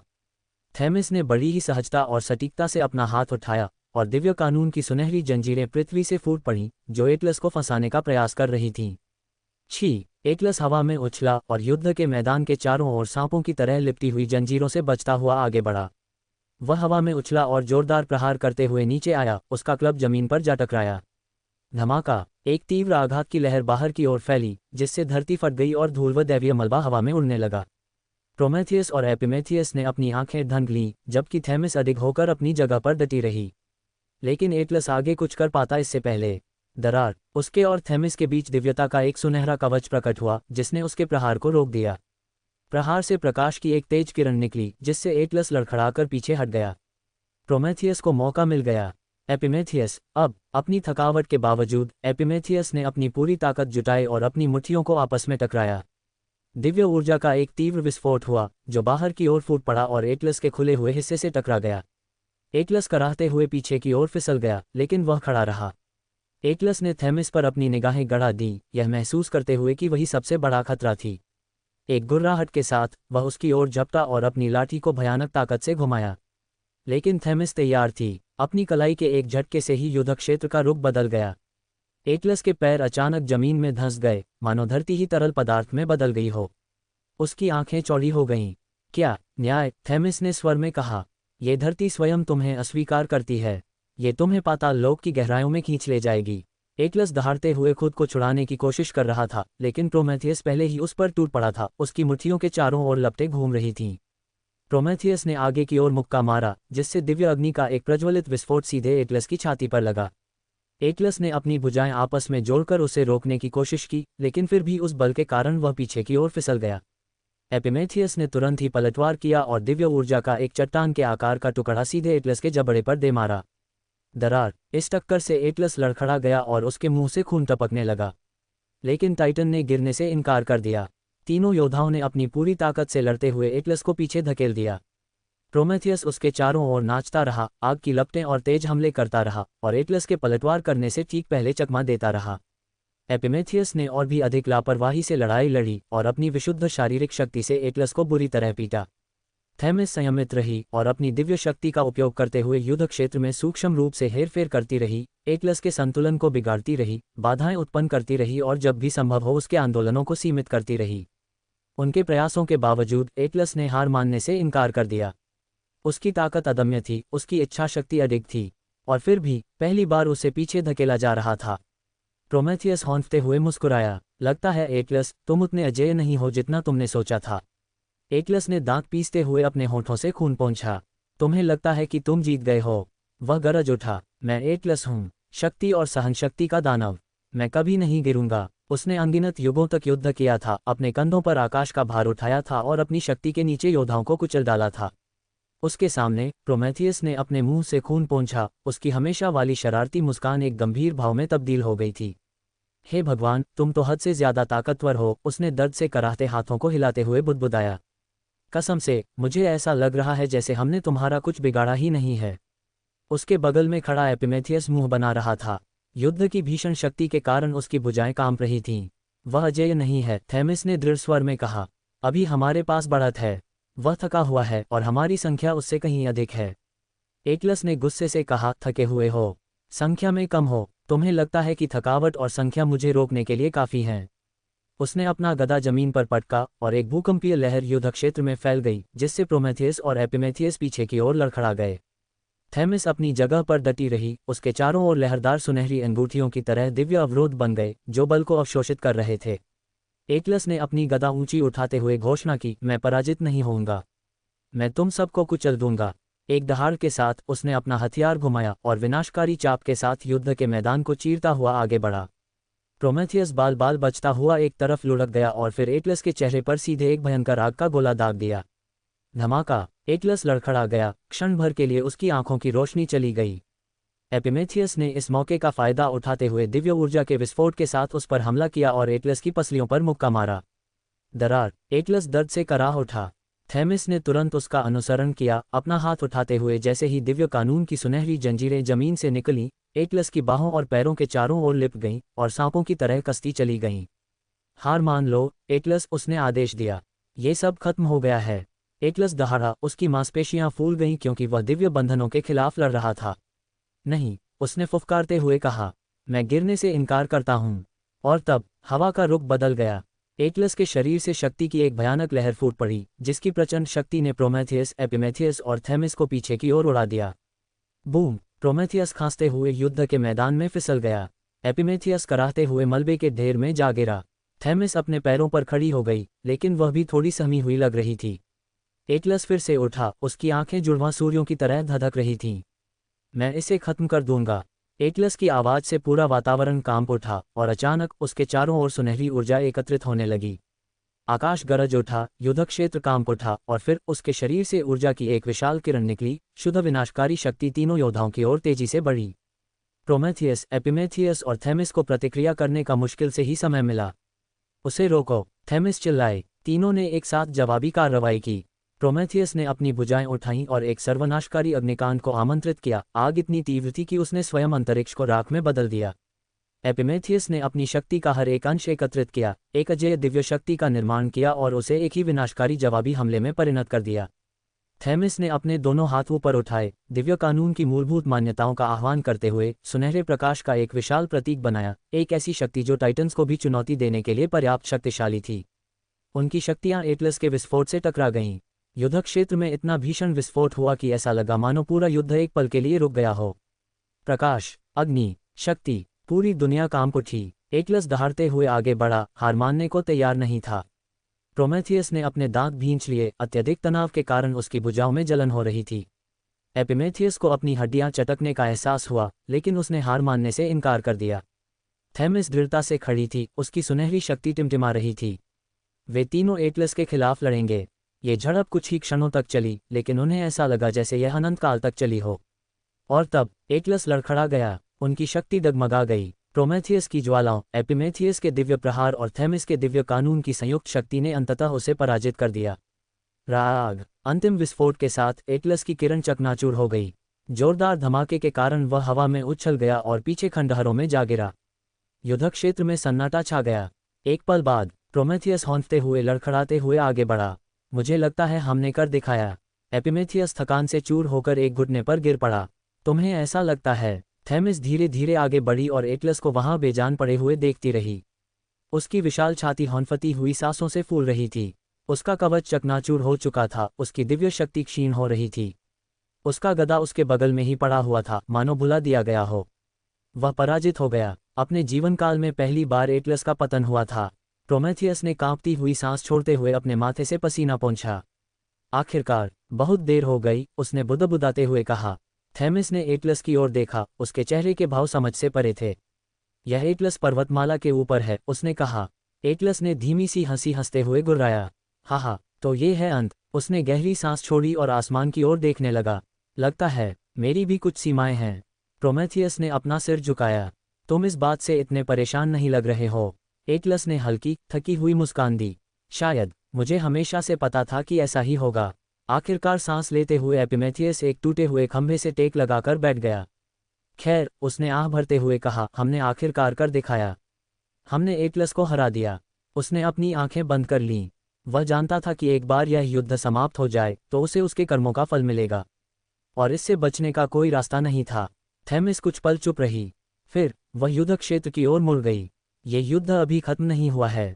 प्रोमेथियस ने उसकी निगाहों का पीछा किया और माउंट ओथ्रिस को देखते हुए उसकी आंखें सिकुड़ गईं। अब बस क्रोनस ही बचा है। थेमिस और एपिमेथियस ने सिर हिलाया। वे उस संघर्ष के बारे में सोच रहे थे जो ब्रह्मांड के भाग्य का फैसला करेगा। दूसरी ओर एडानस ने मुस्कुराते हुए अपने कंधे हिलाए और डेमेटर को घूर कर देखा। देवी, तुम्हें इससे दूर रहना चाहिए था, उसने ताना मारा। प्रजनन क्षमता, फसल, क्या तुम्हें लगता है कि युद्ध में इनका कोई महत्व है? तुम अपने भाइयों के सामने कुछ भी नहीं हो, महज एक कमजोर रखवाली करने वाली। डेमेटर ने कोई प्रतिक्रिया नहीं दी। उसकी आंखें शांत रहीं, उसके चेहरे पर दृढ़ भाव थे। जैसे ही उसने अपने दोनों हंसियाओं पर अपनी पकड़ मजबूत की, अर्धचंद्र के आकार के ब्लेड धुंधले आकाश के नीचे झिलमिला रहे थे और एक अजीब, विरोधाभासी ऊर्जा का संचार कर रहे थे। एक पत्ती से पोषण, गर्मी और विकास का संचार होता था, जो निर्जीव मिट्टी को भी जीवन प्रदान करने में सक्षम थी। दूसरी तलवार क्षय, अकाल और विनाश से स्पंदित हो रही थी, जो स्वयं जीवन को भी छीनने में सक्षम थी।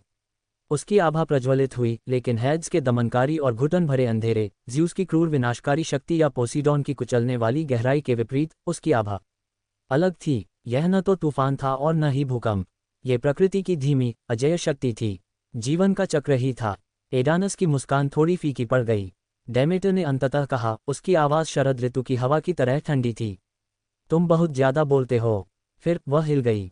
अदानस को प्रतिक्रिया करने का मुश्किल से ही समय मिला। डेमेटर पलक झपकते ही उसके करीब आ गई। उसकी हंसियाएं घातक चाप में वार कर रही थीं। वह बाल बाल बचा। एक हंसिया की नोक उसके कवच को छूकर निकल गई, और जहां भी वह स्पर्श हुआ, उसकी दिव्य धातु में जंग लग गई। एडानस की आंखें चौड़ी हो गईं। क्या? लेकिन डेमेटर नहीं रुकी। वह मुड़ी। उसकी हरकतें एक नर्तकी की तरह सहज थीं। उसके हंसिया हवा को भयावह सटीकता से चीर रहे थे। जमीन से सुनहरी लताएं फूट पड़ीं, मानो जीवित सांपों की तरह अदानस की ओर बढ़ रही हों। एडानस ने दांत पीसते हुए पीछे की ओर छलांग लगाए और अपना युद्ध हथौड़ा नीचे की ओर घुमाया, जिससे लताएं चूर चूर हो गईं। उसके प्रहार की शक्ति से जमीन फट गई, लेकिन जैसे ही उसने उन्हें नष्ट किया, उनकी जगह पर और अधिक लताएं उगाईं, जिनमें से प्रत्येक पिछली से अधिक मजबूत, मोटी और घातक थी। छी! वह एक बार फिर पीछे हट गया। बाल बाल उसके हंसिया के एक और वार से बच गया। उसने उसके धारदार ब्लेड का खिंचाव महसूस किया। एक ठंडी सनसनी उसकी बांह पर फैल गई, हालांकि ब्लेड ने उसे सीधे छुआ नहीं था। तुम्हारे हथियार, अदानस गुर्राया और अपने पैरों पर खड़ा हो गया। क्या वे जीवन छीन सकते हैं? डेमेटर ने अपना सिर थोड़ा झुकाया। इतना ही नहीं, वे जीवन भी दे सकते हैं। उसने अपनी बाईं दरांती घुमाई और युद्ध क्षेत्र में फूल खिल उठे। उनके चारों ओर सुनहरे फूलों का एक सागर फूट पड़ा, जिससे दिव्य ऊर्जा का संचार हो रहा था। जैसे ही धरती जीवन से स्पंदित हुई, अदानस के जूते नर्म जमीन में धंस गए, जिससे डेमेटर की शक्ति पुनर्जीवित हो उठी। अदानस ने गुस्से से कहा, बस बहुत हो गया। उसने अपना पैर जमीन पर पटका और धरती जोर से कांप उठी। नीचे से चट्टान के विशाल नुकीले टुकड़े निकले और पल भर में फूलों को नष्ट कर दिया। लेकिन डेमेटर पहले ही आगे बढ़ रही थी। एक ही छलांग में वह उसके ऊपर प्रकट हो गई। एडानस की अंतरात्मा उसे चेतावनी दे रही थी, लेकिन वह एक पल के लिए धीमा पड़ गया। उसकी हंसिया ने उसकी छाती पर वार किया। अपनी लड़ाई में पहली बार अदानस ने दर्द भरी कराह निकाली। घाव से सुनहरी ऊर्जा का विस्फोट हुआ, जिससे उसकी दिव्य शक्ति समाप्त हो गई। उसकी मांसपेशियां भारी और सुस्त महसूस होने लगीं। उसने उससे कुछ लिया था। एडानस लड़खड़ाकर पीछे हट गया और घाव को घूरने लगा। घाव भरने लगा था, लेकिन उसका असर अभी भी बाकी था। उसे अपनी ऊर्जा कम होती महसूस हो रही थी। डेमेटर ने बड़ी ही सहजता से लैंडिंग की, उसके चेहरे के भाव अभी भी अस्पष्ट थे। मैंने एटलस के साथ खड़े रहने वाले किसी व्यक्ति से और अधिक उम्मीद की थी, उसने बुदबुदाते हुए कहा। मुझे लगता है कि हेड्स के प्रशिक्षण ने वास्तव में मुझे इतना मजबूत बना दिया है। अदानस गुर्राया, घमंडी मत बनो, मैं एक टाइटन हूँ, मैं एक तुच्छ देवता से नहीं हारूंगा। वह दहाड़ा, जिससे एक ऐसी प्रचंड ऊर्जा उत्पन्न हुई जिसने युद्ध क्षेत्र को तहस नहस कर दिया। पिघली हुई चट्टानों की नदियां जमीन से फूट पड़ीं और सामने दिख रही हर चीज को जलाकर राख कर दिया। उनकी दिव्य शक्ति के बल से हवा भी कांप उठी। डेमेटर अविचलित रही, उसने अपना एक हाथ उठाया और पल भर में ज्वालामुखी जैसा उग्र प्रकोप थम गया। पिघली हुई धरती ठंडी हो गई, भयंकर ज्वालाएं मंद पड़ गईं और बुझ गईं। एडानस द्वारा झुलसा दिया गया युद्ध क्षेत्र पुनः हरा भरा हो गया। राख से हरियाली उगाए। अदानस की सांसें तेज हो गईं। डेमेटर गायब हो गई और वह ठीक उसके सामने फिर से प्रकट हो गया। अदानस को प्रतिक्रिया करने का मुश्किल से ही समय मिला था कि उसकी हंसिया फिर से चमक उठी। एक वार ने उसकी बांह पर गहरा घाव कर दिया, जिससे उसका खून और भी बह गया। दूसरे ने उसकी बगल में वार किया, जिससे जीवन ऊर्जा का एक विस्फोट बाहर की ओर हुआ, जिसने युद्ध क्षेत्र को ऊर्जा प्रदान की, जिससे वह और भी अधिक शक्तिशाली हो गया। अदनस ने हताशा में दहाड़ते हुए अपना युद्ध हथौड़ा बेतहाशा घुमाया। वह चूक गया। डेमेटर पहले से ही उसके पीछे थी और फिर उसने अपनी दरांती उसकी पीठ में घोंप दी। एडानस अकड़ गया, उसका मुंह खामोश आह के साथ खुल गया। वह इसे महसूस कर सकता था। उनकी दैवीय शक्ति उनसे दूर होती जा रही थी। उसका कभी अटूट शरीर कांपने लगा। उसकी ताकत क्षीण हो रही थी। उसकी शक्ति लुप्त हो रही थी। डेमेटर ने उसके कान में फुसफुसाते हुए कहा, सब कुछ मुरझा जाता है अदानस, यहाँ तक कि टाइटन भी। उसने हंसिया बाहर निकाली और अदानस घुटनों के बल गिर पड़ा। उसका शरीर पत्थर जैसा भारी और अचल प्रतीत हो रहा था। उसने अपने हाथ उठाने की कोशिश की, लेकिन वे हिल नहीं पा रहे थे। कभी शक्तिशाली रहा टाइटन, वह योद्धा जिसने युगों तक क्रोनस के अधीन युद्ध किया था, अब उस देवी के सामने घुटने टेक रहा था जिसका उसने उपहास किया था। उसने ऊपर उसकी ओर देखा और शब्द बोलने के लिए संघर्ष कर रहा था। डेमेटर बस चुपचाप देखती रही, फिर वह मुंह फेर कर चली गई। अदानस का सिर आगे की ओर झुक गया, उसकी दृष्टि धुंधली पड़ने लगी। आखिरी चीज जो उसने देखी वह थी उसके चारों ओर खिलते हुए सुनहरे फूल, उसकी हार से जीवन का अंकुरण। और फिर अंधेरा छा गया। तारांकन तारांकन तारांकन तारांकन। युद्ध क्षेत्र के दूसरी ओर लेलांटोस मुस्कुराते हुए आंखों से ओझल हो गया। हेरा ने अपनी बाहें मोड़ते हुए भौहें ऊपर उठाईं। वह अपने भाई जैसी इस क्षमता के बारे में जानने के लिए उत्सुक थी। जिस क्षण उसका शरीर ओझल हो गया, उसकी आवाज युद्ध के मैदान में हवा में फुसफुसाहट की तरह गूंज उठी। आप क्या करेंगी देवी? आप उससे नहीं लड़ सकती जिसे आप देख नहीं सकती। हेरा स्थिर खड़ी रही, उसकी भेदक आंखें अटूट संयम के साथ आगे की ओर टकटकी लगाए हुए थीं। उसका दिव्य प्रतिबिंब उसके चारों ओर परिक्रमा कर रहा था। लेलांटोस ने कल्पना से भी तेज गति से हरकत की। पल भर के लिए ही सही, उसका खंजर प्रकट हुआ और उसने पीछे से उस पर वार किया। पकड़ लिया, उसने जीत की मुस्कान के साथ कहा, लेकिन इससे पहले कि ब्लेड टकरा पाता, क्लैंग, हेरा का तैरता हुआ दर्पण घूमकर अपनी जगह पर आ गया और उसने सहजता से हमले को रोक दिया। लेलांटोस ने अपनी जीभ चटकाई और फिर गायब हो गया। फिर उसने बाईं ओर से हमला किया। क्लैंग, उसके दर्पण ने हमले को रोक दिया। फिर ऊपर से, क्लैंग, नीचे की ओर से, क्लैंग। लेलांटोस ने दांत पीस लिए। वह चाहे जहां भी वार करे, उसका दिव्य दर्पण उसे रोक देता था। ऐसा लगता था मानो वह पूरी तरह से अजेय हो। उस दर्पण में क्या गड़बड़ है? हेरा एकदम स्थिर रही। उसकी बाहें अभी भी आपस में जुड़ी हुई थीं। उसकी निगाहें अभी भी सामने की ओर टिकी हुई थीं, मानो उन्हें कोई चिंता ही न हो। लेलांटोस, तुम कब तक छिपने की योजना बना रहे हो? उसने रानी के स्वर में गंभीरता लिए पूछा। लेलांटोस ने अंधेरे में छिपकर व्यंग्य किया। छिपना? मैं नहीं छिप रहा हूं, मैं शिकार कर रहा हूं। उसकी हंसी चारों ओर गूंज उठी। तो क्या हुआ अगर मैं तुम्हें मार नहीं सकता? ऐसा भी नहीं है कि तुम मुझे मार सकते हो। जब तक मैं पूरी तरह अदृश्य रहता हूं, मैं जब चाहूं जहां चाहूं तुम पर हमला कर सकता हूं। ऐसे उसने फिर से हमला किया, पहले से कहीं ज्यादा तेज गति से। क्लैंग, लेकिन पिछली बार की तरह ही दर्पण ने सभी हमलों को पूरी तरह से रोक दिया। वो घटिया दर्पण। लेलांटोस ने अपने हमले तेज कर दिए, लेकिन चाहे वह कितनी भी ताकत का इस्तेमाल करे, क्लैंग क्लैंग क्लैंग, हर हमले को नाकाम कर दिया गया। दर्पण पूरी तरह से सुरक्षित रहा। हेरा को लगभग जम्हाई आ गई थी, लेकिन एक राजसी रानी और एक सभ्य महिला होने के उसके जुनूनी रवैये ने ही उसे ऐसा करने से रोक दिया। लेलांटोस की मुस्कान थोड़ी फीकी पड़ गई जब वह सांस लेने के लिए पीछे हटा। चाहे वह कितना भी हमला करे, वह उसे मार नहीं सकता था। फिलहाल उसे ठीक होना चाहिए और तब तक इंतजार करना चाहिए जब तक वह अपनी सतर्कता कम न कर दे और फिर हमला करे। लेकिन उसी क्षण हेरा ने अपना सिर थोड़ा सा झुकाया और उसकी निगाहें उस पर टिक गईं, या यूं कहें कि सीधे उसकी आंखों में। जैसे ही उनकी निगाहें मिली, लेलांटोस का पूरा शरीर अकड़ गया, उसकी रीढ़ की हड्डी में सिहरन दौड़ गई जैसे कुछ असंभव घटित हुआ हो। यह इतनी बेतुकी बात थी कि उसने कभी इस बारे में सोचा भी नहीं था, और इसलिए जब ये हुआ तो वह पूरी तरह से भयभीत हो गया।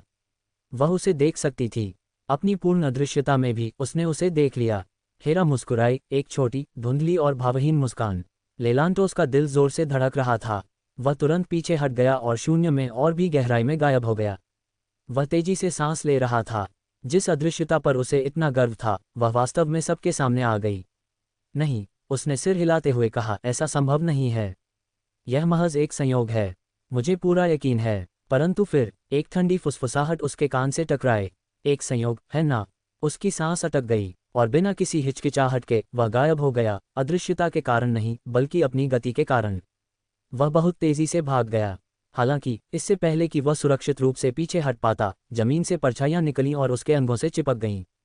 क्या परछाइयां विकृत होकर काली जंजीरों में बदल गईं, जो उसके चारों ओर लिपट गईं, उसकी बाहों और पैरों के चारों ओर कुंडलित हो गईं और उसे नीचे खींच लिया। उसकी आंखें घोर आश्चर्य से चौड़ी हो गईं। कैसे? अंधेरे पर तुम्हारा अधिकार कब से हो गया? हेरा आगे बढ़ी, उसकी आंखें शांत थीं। भले ही कोई इसे स्वीकार न करे, मैं स्वयं को पाताल लोक की रानी मानती हूँ, और विवाह की देवी होने के नाते मैं अपने राजा हेड्स पाताल लोक का देवता के अधिकार का उपयोग कर सकती हूँ। आखिरकार पति पत्नी सब कुछ साझा करते हैं। उसका और हेड्स का अभी तक विवाह नहीं हुआ था, वे रिश्ते में भी नहीं थे, लेकिन वह उसे अपना पति मानती थी और यही उसके अधिकार को प्रभावी बनाने के लिए काफ़ी था। विवाह की देवी होने के नाते वह अपने पति से वह सब कुछ उधार ले सकती है जो उसके पास है, चाहे वह उसका अधिकार हो या शक्ति। बेशक उसका यह अधिकार क्षेत्र केवल एक व्यक्ति तक ही सीमित है। विवाह पर उसका अधिकार उसे बेवफाई करके विवाह की सुंदरता को कुचलने की अनुमति नहीं देता। इसलिए वह अपने शेष जीवन के लिए पाताल लोक से बंधी रहेगी। लेलांटोस जंजीरों से जूझ रहा था, लेकिन उनमें पाताल लोक का सार समाहित था। और ठीक उसी समय हेरा का दर्पण घूम गया और सीधे उसकी ओर हो गया। चिकनी, पॉलिश की हुई सतह जगमगा रही थी। मैं आपको बता दूं, हेरा ने कहना शुरू किया, मेरा दर्पण हमलों को नहीं रोकता। यह मेरी इच्छा अनुसार किसी भी चीज़ को अपने अंदर बंद कर लेता है, और मैं अंदर बंद किसी भी चीज़ को वापस बाहरी दुनिया में छोड़ सकती हूँ। जैसे ही उसने ये कहा, दर्पण चमक उठा और लेलांटोस के चौंके और भयभीत चेहरे के सामने उसने अपने सभी सीलबंद हमलों को छोड़ दिया। यकायक दर्पण से दिव्य ऊर्जा का एक तूफान फूट पड़ा, जिसने उसके द्वारा किए गए हर खंजर के वार, हर अदृश्य प्रहार और हर गुप्त हमले की पूरी ताकत को उजागर कर दिया। लेलांटोस चीख उठा। जिन हमलों को उसने कभी उस पर लक्षित किया था, अब वही हमले उसी पर भारी पड़ रहे थे। उसकी अपनी ही शक्ति उसी के विरुद्ध हो गई। उसका दिव्य शरीर टुकड़े टुकड़े हो रहा था और फिर भी हमले के रुकने का कोई आसार नहीं था। लेलांटोस को पूरा यकीन था कि उसके हमले इतने ज्यादा नहीं थे। ओह, मैं बताना भूल गया, मैं उन हमलों को रोक सकता हूं और उन्हें वापस छोड़ सकता हूं। असल में जब तक मुझ में दिव्य शक्ति बची है, ये हमला तुम पर अनंत काल तक बरसता रहेगा। बस इसी तरह लेलांटोस को ऐसा दर्द और पीड़ा सहनी पड़ी जिसका अनुभव उसने पहले कभी नहीं किया था। और जब आखिरकार वह दैवीय तूफान थम गया, लेलांटोस अब पिसे हुए दिव्य मांस के ढेर के अलावा और कुछ नहीं था। कभी गर्व का विषय रही उनकी अदृश्यता बेकार हो गया। उसकी कभी बेजोड़ रही गुप्त क्षमता कुचल दिया गया। उसकी जिंदगी गया। हेरा उसके पास से गुजर गई। उसने जमीन पर पड़े उसके शव पर एक नज़र भी नहीं डाली। उसे शब्दों की कोई आवश्यकता नहीं थी, उसके कार्यों ने ही काफ़ी कुछ कह दिया था। हेड्स के सामने क्रोनस का मंदिर विशाल रूप से खड़ा था, जिसकी उपस्थिति मात्र से ही वास्तविकता विकृत हो रही थी। हेड्स आगे बढ़ा, उसके पीछे पाताल लोक का भार था। क्रोनस के मंदिर के चारों ओर की हवा विकृतियों से भरी हुई थी, मानो समय स्वयं उसकी उपस्थिति को अस्वीकार कर रहा हो। वह मंदिर समय से परे एक क्षेत्र था, एक ऐसी जगह जहां क्षण अनंत काल तक खींच जाते थे या पल भर में गायब हो जाते थे। किसी भी छोटे देवता के लिए यहाँ मात्र अस्तित्व में होना ही मृत्युदंड होगा। लेकिन हेड्स पर कोई असर नहीं पड़ा। समय के अराजक भंवर ने उसके सामने से रास्ता बना लिया, मानो उसे छू भी न सके। उसके कदमों की आहट चुनौती भरे स्वर में गूंज रही थी, हर कदम वास्तविकता को वापस व्यवस्था में ला रहा था। वह आगे बढ़ता रहा और अंत में एक विशाल हॉल में पहुंच गया। सबसे दूर भूले हुए युगों की हड्डियों से तराशे गए एक विशाल सिंहासन पर क्रोनस विराजमान था। टाइटन राजा मौन मुद्रा में बैठा रहा, उसकी निगाहें किसी अथाह गहराई की तरह थीं। उसकी दरांती उसके बगल में टिकी हुई थी, जिसका ब्लेड अस्तित्व को ही नष्ट करने की शक्ति से स्पंदित हो रहा था। काफी देर तक दोनों में से कोई नहीं बोला। वे बस एक दूसरे की आंखों में देखते रहे और अपने सामने मौजूद उस शक्तिशाली प्राणी को निहारते रहे। तब क्रोनस मुस्कुराया। स्वागत है मेरे बेटे। हेड्स ने अभिवादन का जवाब नहीं दिया। इसके बजाय उसने अपनी निगाहें थोड़ी ऊपर उठाईं और अपने ऊपर बैठे क्रोनस को घूरने लगा। उसका चेहरा गंभीर हो गया। नीचे आओ, उसने आदेश भरे स्वर में कहा। मुझे अच्छा नहीं लगता जब लोग मुझसे ऊपर खड़े होते हैं। क्रोनस मुस्कुराया। जितना मैंने अनुमान लगाया था उतना ही अहंकारी है, उसने मन ही मन सोचा, लेकिन उसने अनुरोध के अनुसार ही किया। टाइटन राजा अपने सिंहासन से नीचे उतरा, उसका हर कदम धीमा और सधा हुआ था। हॉल कांप उठा। जैसे ही क्रोनस अंतिम पायदान पर पहुंचा और हेड्स के बराबर खड़ा हुआ, पाताल लोक के देवता ने फिर से बात की। अब बोलो टाइटन। क्रोनस ने अपना सिर झुकाया, उसकी उम्रहीन आंखों में एक शरारती चमक थी। हेड्स, मैंने तुम्हें हमेशा तुम्हारे भाइयों से अलग पाया है, न केवल तुम्हारी ताकत के कारण बल्कि तुम्हारी प्रेरणा के कारण भी। उसने आसपास के मंदिर की ओर स्पष्ट इशारा किया। तुम्हारा अपना क्षेत्र, अपना राज्य पहले से ही है। पाताल लोक तुम्हारा है, तुम्हें और अधिक के लिए लड़ने की जरूरत नहीं है। तो तुम यहाँ क्यों हो? उसकी निगाहें सिकुड़ गईं। क्या तुम ब्रह्मांड के राजा बनना चाहते हो? हेड्स ने जवाब देने से पहले प्रश्न को कुछ क्षण के लिए हवा में लटकाए रखा। मैं केवल एक ही चीज चाहता हूँ। ये वास्तव में कोई बड़ी चीज नहीं है। उसकी आभा गहरी हो गई, उसकी आकृति से असामान्य रूप से परछाइयां फैलने लगीं। मैं बस उन सभी को नष्ट करना चाहता हूं जो यह मानते हैं कि वे मुझसे ऊपर हैं। क्रोनस ने उसे ध्यान से देखा। एक साधारण सी प्रेरणा, लेकिन अनावश्यक। अगर यही तुम्हारी एकमात्र इच्छा है तो क्यों न तुम चले जाओ। मैं तुम्हारे गुप्त संसार में दखल नहीं दूंगा। हेड्स ने अपना सिर हिलाया।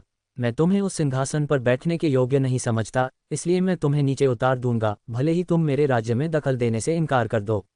क्रोनस का चेहरा शांत बना रहा, लेकिन उसके होठों पर हल्की सी हंसी की झलक दिखाई दी। कितना घमंडी है। उसकी आवाज़ रेशम पर तलवार की तरह चिकनी थी। तुम ऐसे बोलते हो मानो ब्रह्मांड के शासक को पहले तुम्हारी स्वीकृति प्राप्त करनी हो। हेड्स की आंखों में ठंडे अधिकार की आग जल रही थी। ये तो स्वाभाविक ही है। उनका लहजा दृढ़ था, क्योंकि मैं ही सर्वोच्च हूँ। पहली बार क्रोनस की मुस्कान फीकी पड़ गई। उनके बीच सन्नाटा छा गया, ऐसा सन्नाटा जो समय के भार से भी कहीं अधिक गहरा था। फिर क्रोनस ने अपनी दरांती पर अपनी पकड़ और मजबूत कर ली।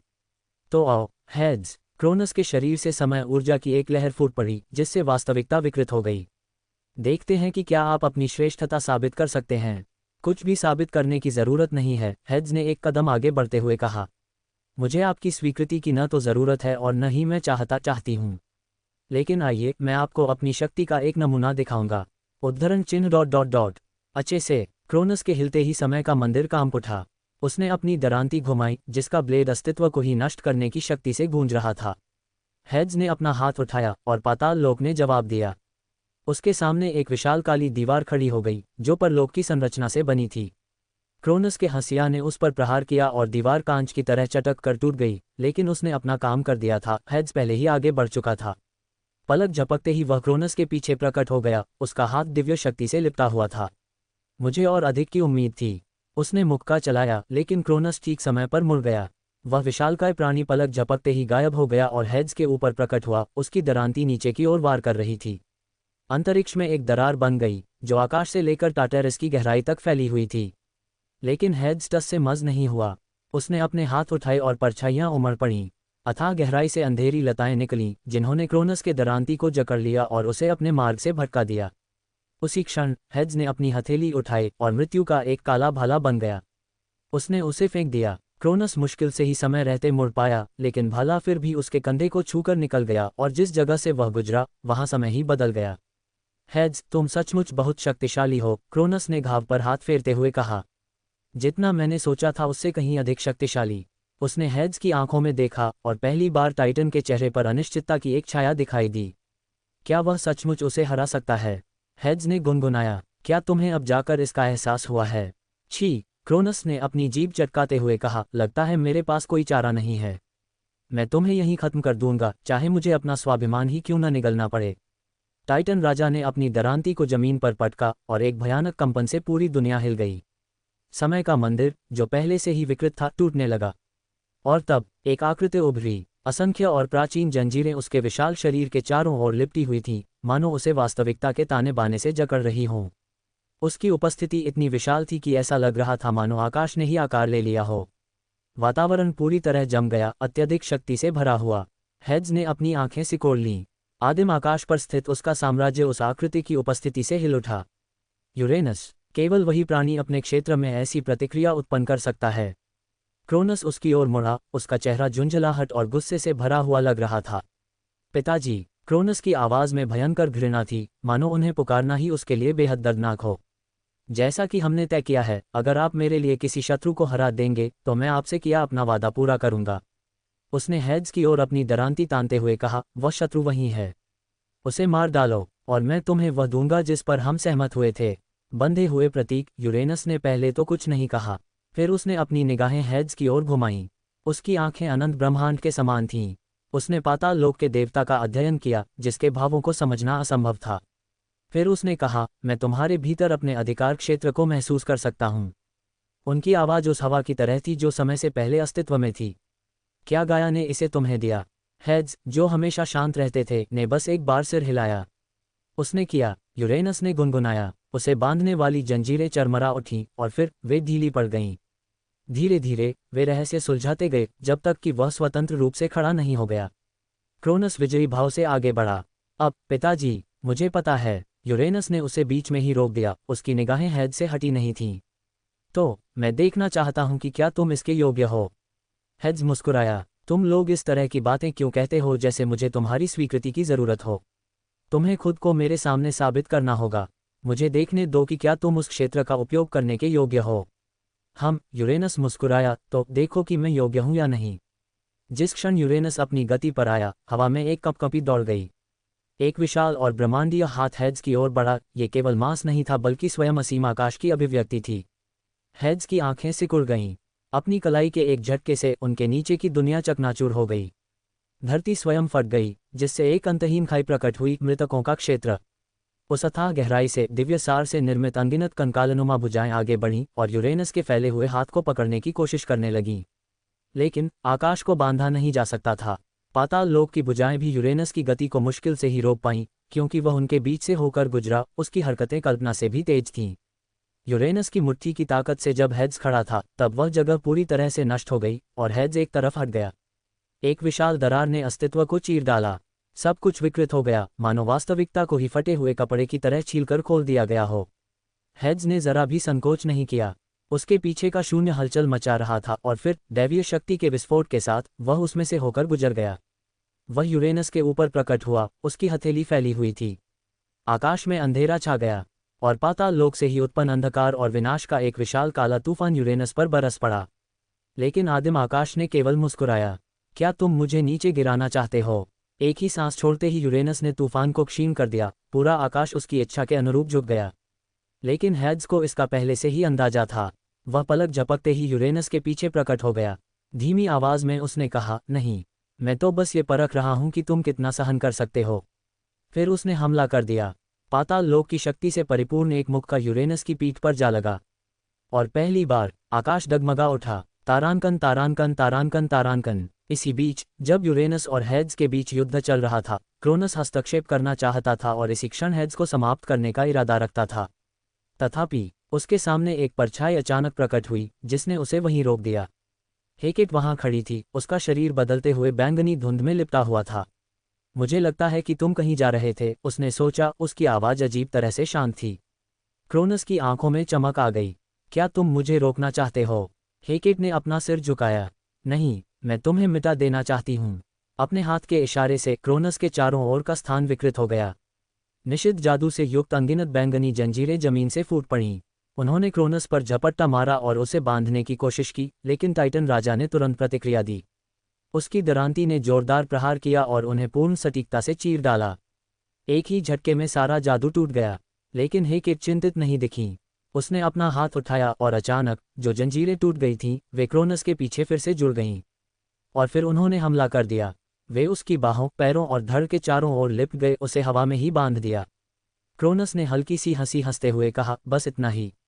तब समय उलट गया। पलक झपकते ही जंजीरें खुल गईं, मानो वे कभी थीं ही नहीं। हेकेट ने अपनी भौहें सिकोड़ीं। क्रोनस मुस्कुराया, तुम भूल गई हो कि मैं कौन हूँ, डायन। इसके बाद उसने हमला कर दिया। उसकी दरांती इतनी तेजी से घूम रही थी कि गति की अवधारणा ही असंभव थी। लेकिन हेकेट जा चुकी थी। नहीं, वह तो वहां कभी गई ही नहीं थी। उसका रूप क्षण भर के लिए धुंधला गया, जिससे पता चला कि वह केवल एक भ्रम थी। क्रोनस की आंखें चौड़ी हो गईं, और फिर उसके पीछे के अंधेरे से हेकेट ने उसके कान में फुसफुसाया, तुम भूल गए हो कि मैं कौन हूँ, टाइटन। इतना कहकर उसने प्रहार किया। शुद्ध अराजक जादू का एक विस्फोट हुआ, जिसने क्रोनस को उसके अपने मंदिर की दीवारों को तोड़ते हुए दूर फेंक दिया। तथापि मानो स्वयं दुनिया ने ही ऐसे परिणाम को अस्वीकार कर दिया हो, सब कुछ पहले जैसा हो गया। उसके पीछे की छाया से हेकेट ने उसके कान में फुसफुसाया, तुम भूल गए कि मैं कौन हूँ क्या। हेकेट की आंखें थोड़ी चौड़ी हो गईं। क्रोनस मुस्कुराया, फिर मुड़ा और अपनी दरांती नीचे की ओर ले गया। उसका इरादा उसे 2 हिस्सों में काटने का था।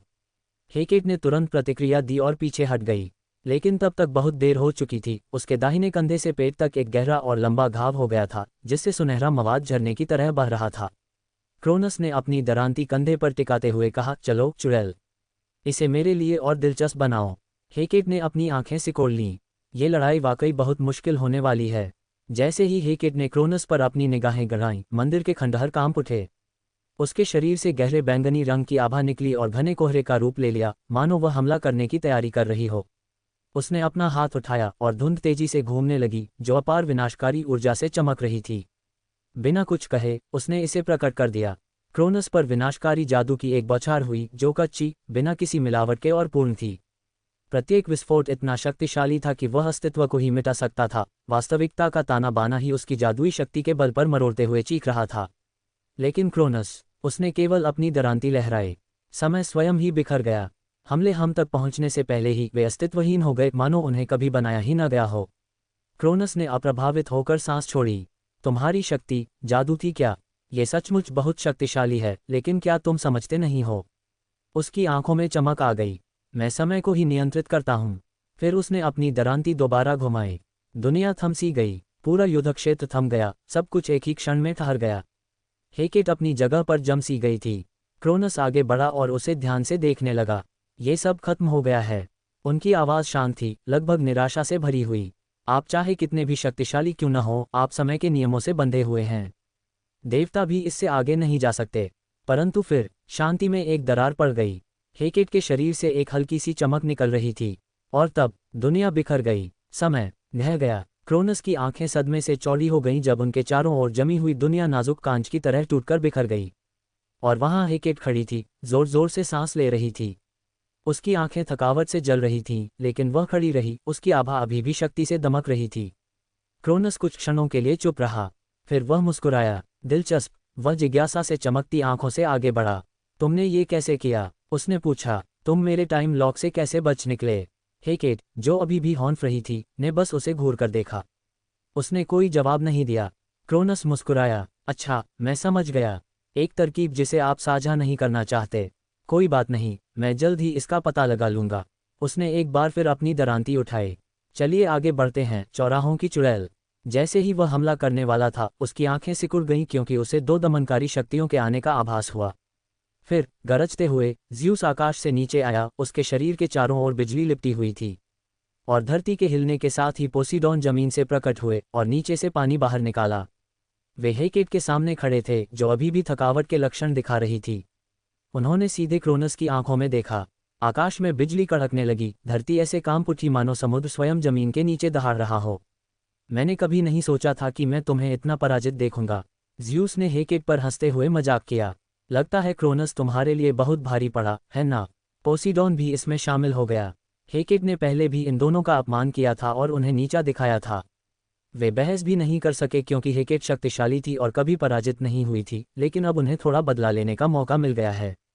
उद्धरण चिन्ह ... चुप रहो। हेकेट ने गहरी सांस ली, क्योंकि आखिरकार उसका शरीर संभल गया था। क्रोनस ने झुंझलाहट भरी आवाज निकाली और अपने कंधे हिलाए। तुम दोनों को वहीं रहना चाहिए था, उसने बुदबुदाते हुए कहा।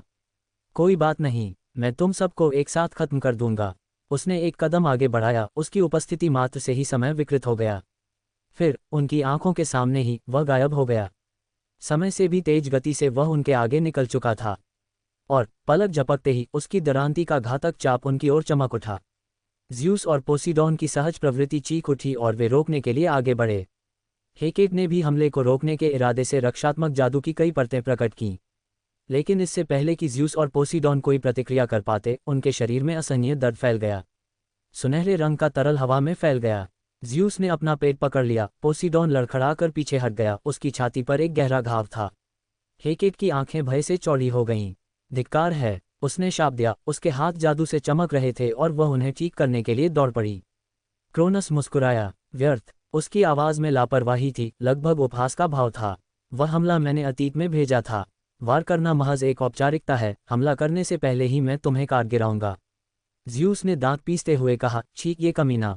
पोसाइडन ने अपने मुंह से खून पोंछा, उसकी आंखें ठंडी थीं। बेवकूफ़ी भरी क्षमता। हेकेट ने उनका इलाज पूरा कर लिया, हालांकि उसके माथे से पसीना टपक रहा था। सावधान रहो, उसने चेतावनी दी। हमें नहीं पता कि उसका अपने क्षेत्र पर कितना नियंत्रण है। ज़्यूस और पोसीडॉन ने एक दूसरे की ओर देखा और एक दूसरे को सिर हिलाकर सहमति दी। जैसे ही उन्होंने अपने दिव्य हथियारों का प्रयोग किया, ऊर्जा का एक अचानक विस्फोट हुआ। ज़्यूस की बिजली की चमक विनाश की सुनहरी लपटों के साथ कड़कड़ा उठी। पोसीडॉन का त्रिशूल अनंत सागर की शक्ति से दमक रहा था। क्रोनस मुस्कुराया, तो आओ। उसने अपनी बाहें फैला दीं। अपनी काबिलियत दिखाओ। ज़्यूस ने पहले प्रहार किया। उसके हाथ से बिजली का एक स्तंभ निकला, जो आकाश के न्याय की तरह हवा को चीरता हुआ आगे बढ़ा। उसी समय पोसीडॉन ने अपना त्रिशूल आगे बढ़ाया, जिससे विशालकाय लहरें उत्पन्न हुईं जो जीवित टाइटन्स की तरह उठीं और क्रोनस को पूरी तरह निगलने का लक्ष्य रखा। धमाका। युद्ध क्षेत्र तहस नहस हो गया। माउंट ओथ्रिस कांप उठा। हमले की ताकत से टाइटन्स के गढ़ की नींव तक हिल गई। लेकिन क्रोनस ने सिर्फ मुस्कुरा दिया। एक ही कदम में वह गायब हो गया। पलक झपकते ही वह उनके पीछे था। उसकी दरांती घूम रही थी।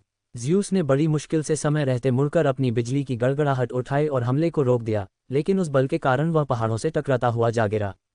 पोसीडॉन ने तुरंत प्रतिक्रिया करते हुए अपने त्रिशूल को रक्षात्मक चाप में घुमाया और दिव्य जल की एक बाधा उत्पन्न कर दी। क्रोनस के दरांती ने इसे सहजता से काट दिया।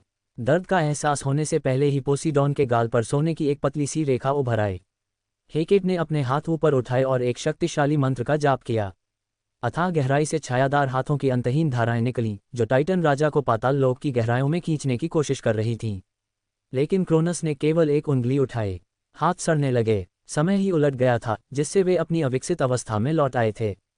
क्रोनस उसकी ओर मुड़ा, प्रभावशाली लेकिन व्यर्थ। हेकेट ने जरा भी संकोच नहीं किया। देखते हैं क्या होता है। ज़्यूस दहाड़ते हुए लौटा, हवा में उड़ता हुआ, उसका पूरा शरीर बिजली से घिरा हुआ था।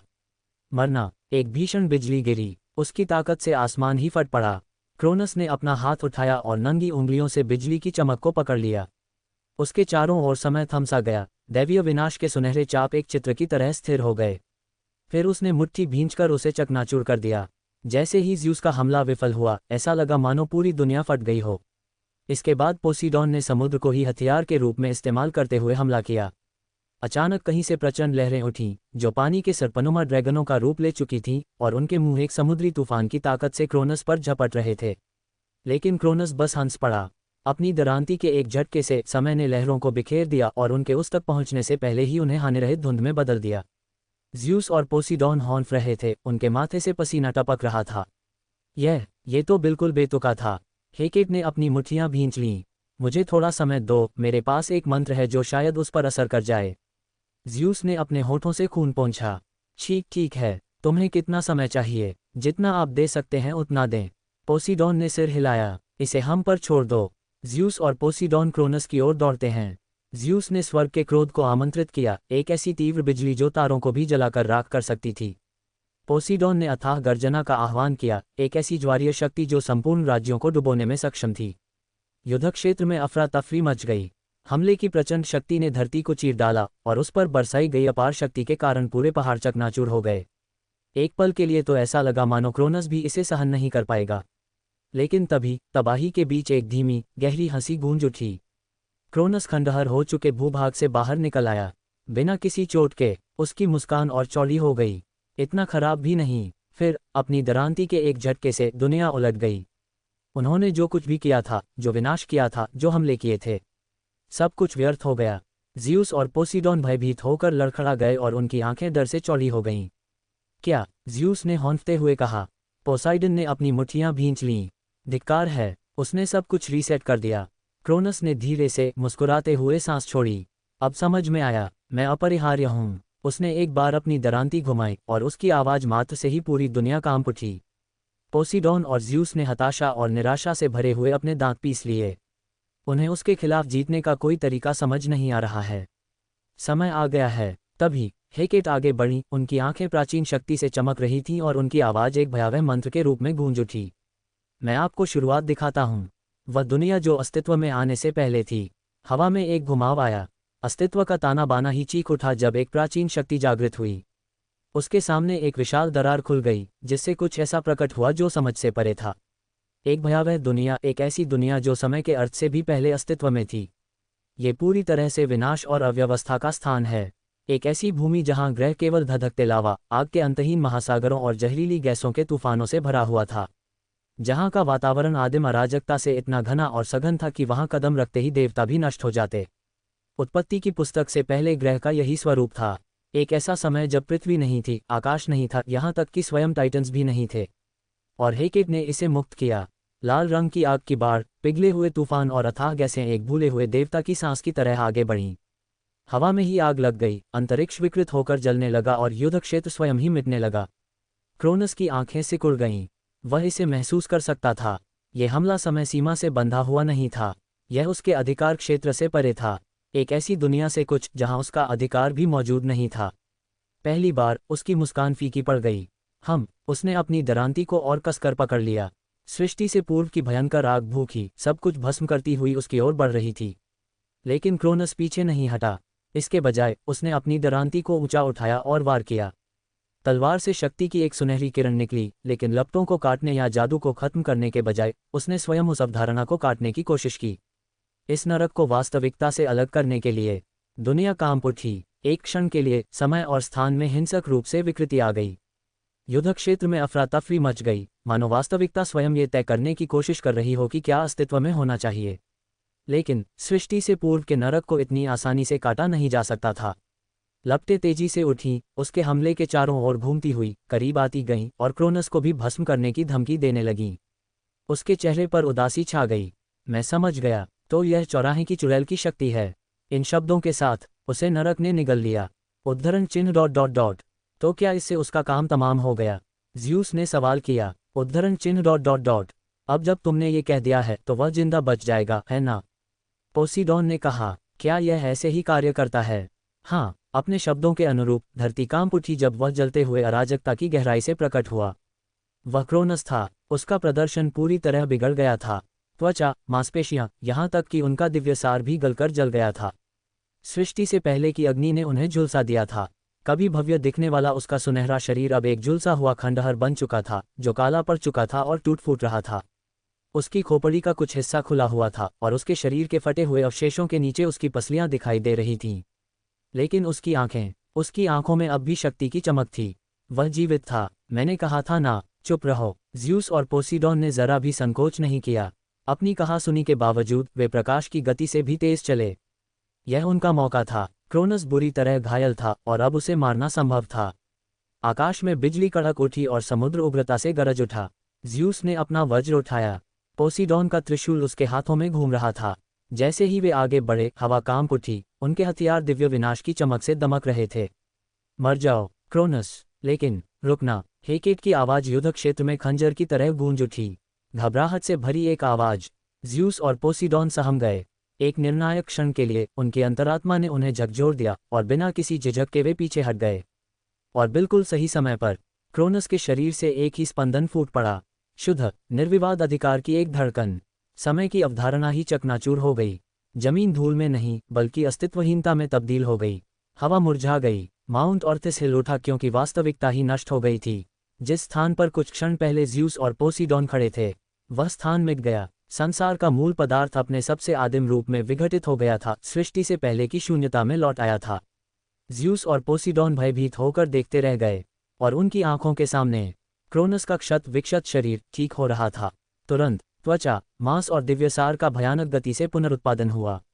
उजागर खोपड़ी गायब हो गई, जली हुई मांसपेशियां फिर से बन गईं। कुछ ही सेकंड में क्रोनस पूरी तरह से ठीक होकर उनके सामने खड़ा था और ऐसा प्रतीत होता है कि उसकी शक्ति पहले से भी अधिक मजबूत हो गई है। उसने उनकी ओर देखा और हंस पड़ा। एक गहरी, गूंजती हुई हंसी जो युद्ध के मैदान में गूंज उठी। उसने अपने कंधों को घुमाया, अपने पुनर्जीवित शरीर को दिखाया और मुस्कुराते हुए अपनी मांसपेशियों को मजबूत किया। बाल बाल बच गए। हंसियां उठाते हुए उनकी आंखों में शरारत भरी चमक थी। अगर मैं कोई और होता तो उस हमले ने मुझे पूरी तरह से मिटा दिया होता। उसने अपनी निगाहें हेकेट की ओर घुमाईं। तुम मुझे प्रभावित करती हो, चौराहों की चुड़ैल। हेकेट की सांसें तेज चल रही थीं। उसके हाथ कांप रहे थे। उसने अभी अभी क्या देखा था? उस जादू से कोई बच नहीं सकता, ठीक होना तो दूर की बात है। यह उनके अस्तित्व को ही नष्ट कर देता है। तो आखिर वो जिंदा क्यों है और इतना ताकतवर कैसे हो गया? ज़्यूस और पोसीडॉन की आंखें सिकुड़ गईं। उद्धरण चिन्ह डॉट डॉट डॉट। तुमने क्या किया? ज़्यूस ने पूछा। क्रोनस मुस्कुराया, फिर उसने अपना सिर झुकाया। सरल, उसकी आवाज़ में व्यंग्य का भाव था। मैंने उस भविष्य को नष्ट कर दिया जिसमें मेरी मृत्यु हुई थी और एक समानांतर समयरेखा का चयन किया जिसमें मैं जीवित रहा। युद्ध क्षेत्र में सन्नाटा छा गया। ज़्यूस, पोसीडॉन और हेकेट अकड़ गए। उनके दिमाग में तरह तरह के विचार आने लगे। उनके चेहरे उदास हो गए। क्या भविष्य नष्ट हो गया? क्या आप ऐसी समयरेखा चुनना चाहेंगे जिसमें वह जीवित रहा हो? ऐसा होना संभव नहीं होना चाहिए। हेकेट जादू की देवी थी। पोसीडॉन समुद्रों पर शासन करता था। ज़्यूस आकाश का स्वामी था। फिर भी उनमें से कोई भी यह नहीं समझ पाया कि क्रोनस ने अभी अभी क्या किया था। तर्क से परे एक तकनीक, कारण और परिणाम से परे, भाग्य की शक्तियों से परे कुछ, नियति में हस्तक्षेप करने की क्षमता जिससे शक्तिशाली देवता भी नहीं बच सकते। क्रोनस ने उनके भावों को देखकर मुस्कुरा दिया। आहा, मैं समझ गया। आप नहीं समझते। उसने अपनी दरांती उठाई जो उसका दिव्य हथियार था, समय पर उसके पूर्ण शासन का प्रतीक था। तो मुझे आपको ज्ञान देने दीजिए। उनकी सुनहरी आभा फैल गई जिससे उनके चारों ओर का स्थान विकृत हो गया। देखिए, मैं स्वयं समय हूँ। मैं मात्र एक क्षण के रूप में विद्यमान नहीं हूँ। मैं अतीत, वर्तमान और सभी संभावित भविष्य में एक साथ विद्यमान हूँ। उन्होंने अपने पूरी तरह से ठीक हो चुके शरीर की ओर इशारा किया। इसका मतलब है कि मैं अपने भविष्य में झांक सकता हूँ और उसे अपनी इच्छानुसार बदल सकता हूँ। ज़्यूस ने अपने दांत पीस लिए। पोसीडॉन की अपने त्रिशूल पर पकड़ और मजबूत हो गई। हेकेट को अपनी पीठ पर ठंडे पसीने की धारा बहती हुई महसूस हुई। क्रोनस की मुस्कान और चौड़ी हो गई। तुम्हारे द्वारा जीती गई हर टाइमलाइन को मैं नष्ट कर दूंगा और एक नई टाइमलाइन बनाऊंगा जिसमें मैं विजयी होकर उभरूंगा। ये शब्द सुनकर हेकेट, ज़्यूस और पोसीडॉन पर निराशा छा गई। वे उस व्यक्ति को कैसे हरा सकते थे जो भविष्य देख सकता था और उसे अपनी इच्छानुसार बदल सकता था? क्या उनके जीतने की कोई संभावना भी है? उस क्षण जब निराशा उनके दिलों में जड़ जमाने ही वाली थी, तभी युद्ध के मैदान पर 5 विशाल आभाएं अवतरित हुईं। हवा में हलचल हुई, धरती कराह उठी और समय का विकृत प्रवाह भी क्षण भर के लिए थमसा गया। फिर हेकेट, ज़्यूस और पोसीडॉन के अलावा 5 आकृतियां उतरीं। ये 5 पाताल लोक के नदी देवता हैं। फ्लेगेथॉन, अग्नि की नदी, उसकी उपस्थिति एक प्रचंड नरक है। उसकी आत्मा की गर्मी दिव्य इस्पात को पिघलाने में सक्षम है। कोकिट्स, विलाप की नदी, जिसका सार उन सभी आत्माओं के दुख को वहन करता था जिन्होंने कभी पीड़ा झेली थी। एचेरॉन, पीड़ा की नदी, उसकी आभा एक ऐसा भारी भार थी जो देवताओं को भी घुटने टेकने पर मजबूर कर देती थी। लेथे, विस्मृति की नदी, एक ऐसी रहस्यमय हस्ती जिसकी उपस्थिति मात्र से ही विचार और यादें मिटने का खतरा मंडराता था। स्टिक्स, शब्दों की नदी, जिसकी दिव्य उपस्थिति अटूट बंधनों और दिव्य कानून का प्रतीक है। नदी के देवताओं के आगमन पर क्रोनस मुस्कुराया। उसकी आंखों में मनोरंजन की चमक थी। आह, मैंने इसकी भी भविष्यवाणी कर दी थी। फ्लेगेथॉन की ज्वालाएं दहाड़ उठीं। तुम्हारा मतलब क्या है कि तुमने इसका पूर्वाभास कर लिया था? हेकेट ने मुट्ठी भींचते हुए उत्तर दिया। सावधान रहो, वह भविष्य देख सकता है और उसे बदल सकता है। 5 नदी देवता अकड़ गए, उनकी आंखें चौड़ी हो गईं। क्रोनस ने धीमी हंसी हंसते हुए कहा, तो क्या पाताल लोक की महान नदियां भी समय के आगे कांपती हैं? इससे पहले कि वे कोई प्रतिक्रिया कर पाते, उसने अपनी दरांती घुमाई, फिर वह गायब हो गया और पलक झपकते ही एकरॉन के सामने फिर से प्रकट हो गया। उसकी दरांती नीचे की ओर भूमि, ये प्रहार वर्तमान पर नहीं बल्कि अतीत के उस क्षण पर लक्षित था जहां एकरॉन पर पहले ही प्रहार हो चुका था। अगर वह बच भी जाए तो भी उसे चोट लग ही जाएगी। एचेरॉन ये जानता था, इसलिए उसने बचाव करने की कोशिश नहीं की। इसके बजाय उसने पलटवार करने का फैसला किया। उसकी आभा बाहर की ओर विस्फोटित हुई, पीड़ा और व्यथा की एक ज्वारीय लहर जो क्रोनस के अधिकार से टकराए।